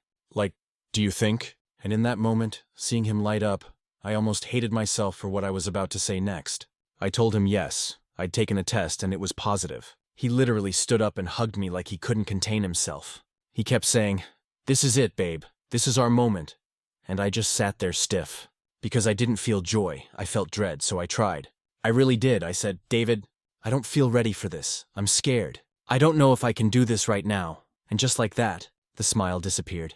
He sat down slowly, stared at me and asked, "What do you mean? You don't want the baby?" It turned into a 3-hour conversation that honestly felt like a lifetime. He said all the things I knew he would say. That love is enough, that people figure it out every day, that money doesn't have to be perfect. He told me he's wanted to be a dad since forever, that this was a blessing. I told him I'm exhausted, that I'm carrying so much of the load already, that the timing feels like a nightmare. At one point, he actually asked me, "Are you saying you want to get rid of it?" And my silence was enough of an answer. He looked at me like I had physically punched him. I don't think I'll ever forget that look. The next few days were brutal. We barely spoke. He went to stay with his brother one night because he said he needed space to think. When he came back, he was calmer but more resolved. He said he couldn't imagine me making that choice without him knowing. He said it would destroy his trust in me forever. He begged me not to do it. And here's the part I wasn't prepared for. He actually suggested he'd quit his job and take on childcare full-time if that's what it took to make me feel like I wasn't alone. That gutted me because for all his flaws, for all the ways he drives me nuts, that offer showed me how desperately he wanted this baby. But I also realized, him wanting it doesn't erase me not wanting it. His solution doesn't erase the way I wake up every morning with a pit in my stomach. So where does that leave us? Honestly, in limbo, I haven't scheduled anything. I haven't decided, but the air between us is heavy now. We kiss, but it feels forced. We sit next to each other, but it feels like a canyon between us. I know this isn't the dramatic "I chose, and here's what happened" update some of you were expecting. But right now, all I can give you is the truth. I told him, he knows, and it's as complicated and heartbreaking as I feared it would be. And I still don't know what I'm going to do. Update 2? It's been a couple of weeks since I last posted, and honestly it feels like years. Every day has been this strange mix of normal routine and silent undercurrents. On the surface, David and I go through the motions, work, groceries, TV before bed, but underneath, everything is different now. It's like walking on a frozen lake and hearing cracks underneath your feet. After our big talk, I thought maybe we'd slowly get back to normal. That didn't happen. Instead, everything feels heightened. He hovers over me constantly, offering to cook, clean, run errands, as if he can fix this tension by proving he'll step up. It's sweet in theory, but in practice it makes me feel suffocated. It's like he's trying to win me over to his side, to convince me I should be excited instead of scared. One night, he came home with a tiny pair of baby shoes he saw at Target. He thought it would make it real in a good way. I lost it, not in a yelling way, but in a shaking, crying, can't breathe kind of way. I asked him why he keeps forcing this image of a future on me when he knows I'm not sure I want it. He just stood there, holding those shoes like they were evidence of his love, and said, "Because I need you to see what I see." The thing is, I do see what he sees. I see him as a dad, I see him with a baby, being gentle and funny and protective. But when I picture myself in that same scene, I feel invisible, like I'm only there as the vessel. We've had a few calmer talks since then. I told him how isolated I feel. He admitted he feels betrayed that I ever thought about doing this without telling him. That word, betrayed, keeps coming up. I don't think he'll ever fully understand that for me. It wasn't about betraying him. It was about survival. It was about not drowning in the idea of being tied to something I didn't choose. Not right now. Meanwhile, my sister has been my biggest lifeline. She invited me over for the weekend, and I stayed with her. Just being in a different space gave me clarity. She told me something I hadn't even considered. You're grieving, not just grieving your freedom, but grieving the version of life you thought you'd have before this happened. That hit me like a ton of bricks, because she's right. It's not just about the baby. It's about the fork in the road where my life just split without my permission. David noticed when I came back that I was quieter, but also more resolved. I told him I wasn't ready to make any promises, but I needed him to stop buying things, stop planning, stop treating me like a fragile glass about to break. To his credit, he listened. He's been giving me more space, even sleeping in the guest room a couple of nights when he could tell I needed breathing room. But there's still this invisible clock ticking. Every day I wait, the decision gets heavier. He hasn't said it directly, but I can feel him silently counting weeks, probably Googling how far along I am now, wondering when the choice becomes impossible. The hardest part? We still laugh sometimes. We still have moments of closeness. The other night we ordered pizza and watched an old movie, and for 2 hours it almost felt normal again. But when the credits rolled, I felt the weight slam back down. Like reality doesn't care how good our temporary escapes are. I don't know where this is heading. What I do know is that pretending isn't an option anymore. Every conversation, every silence, every look, it's all leading us towards something final. I just haven't figured out what that final thing is yet. Final update. This is probably the last time I'll post about this, because I don't think I can keep living my life through updates on the internet.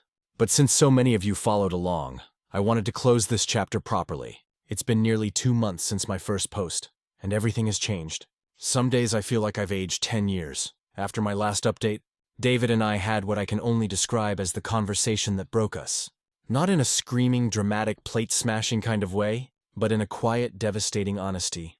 We sat at our kitchen table late at night, pizza box between us, cold slices we never ate, and I told him straight out that I couldn't go through with the pregnancy. I told him I'd thought and thought, journaled until my hand cramped, cried until my body hurt, leaned on my sister until I felt guilty for how much I was unloading. And the truth was clear. I did not want to be a mother right now. I wasn't ready, and if I forced myself into it to keep him happy, I would resent both him and the baby. He didn't say anything at first. just stared at me like I'd cracked open his chest and scooped out his heart. Then he whispered, "So that's it. You've decided," I nodded. And in that moment, I swear I could feel the weight of our entire marriage resting on that nod. He cried. David almost never cries, but he did that night. He told me he dreamed of being a father since he was a teenager. That when he found out I was pregnant, even though it was unexpected, he felt like the universe had finally given him what he wanted most. And now, hearing me say I couldn't do it, it felt like losing a child before he ever held it. I cried too because I knew I was hurting him deeply, but I also knew that betraying myself would be worse in the long run. So I said the words I had been dreading. "I've made an appointment." The silence after that was unbearable. Eventually he stood up, grabbed his jacket, and left. He stayed at his brother's for a week. During that time, we barely spoke. I went through with the procedure, supported by my sister, who drove me there and held my hand when I came out. It was painful, physically, emotionally, spiritually. I don't think there's a version of this where it wouldn't have been. When David came back, things were fragile. He asked how it went, and I told him honestly. He didn't yell, didn't shame me, didn't call me names. He just looked tired. More tired than I've ever seen him. He told me he respected my choice, but he couldn't pretend it didn't change how he saw us. And that's the thing. It did change us. We tried, for a few weeks, to move forward. We went out to dinner, tried to joke, even were intimate once. But it felt like forcing puzzle pieces that no longer fit. The trust, the shared vision of the future, we couldn't get it back. Last week, we sat down again, this time calmer. We admitted that we love each other, but we're no longer aligned. He wants a family sooner rather than later. I don't. I might never. That gap isn't something love alone can bridge. So we're separating. He's staying in the house for now. I'm moving in with my sister until I figure out next steps. It's amicable, as much as something like this can be.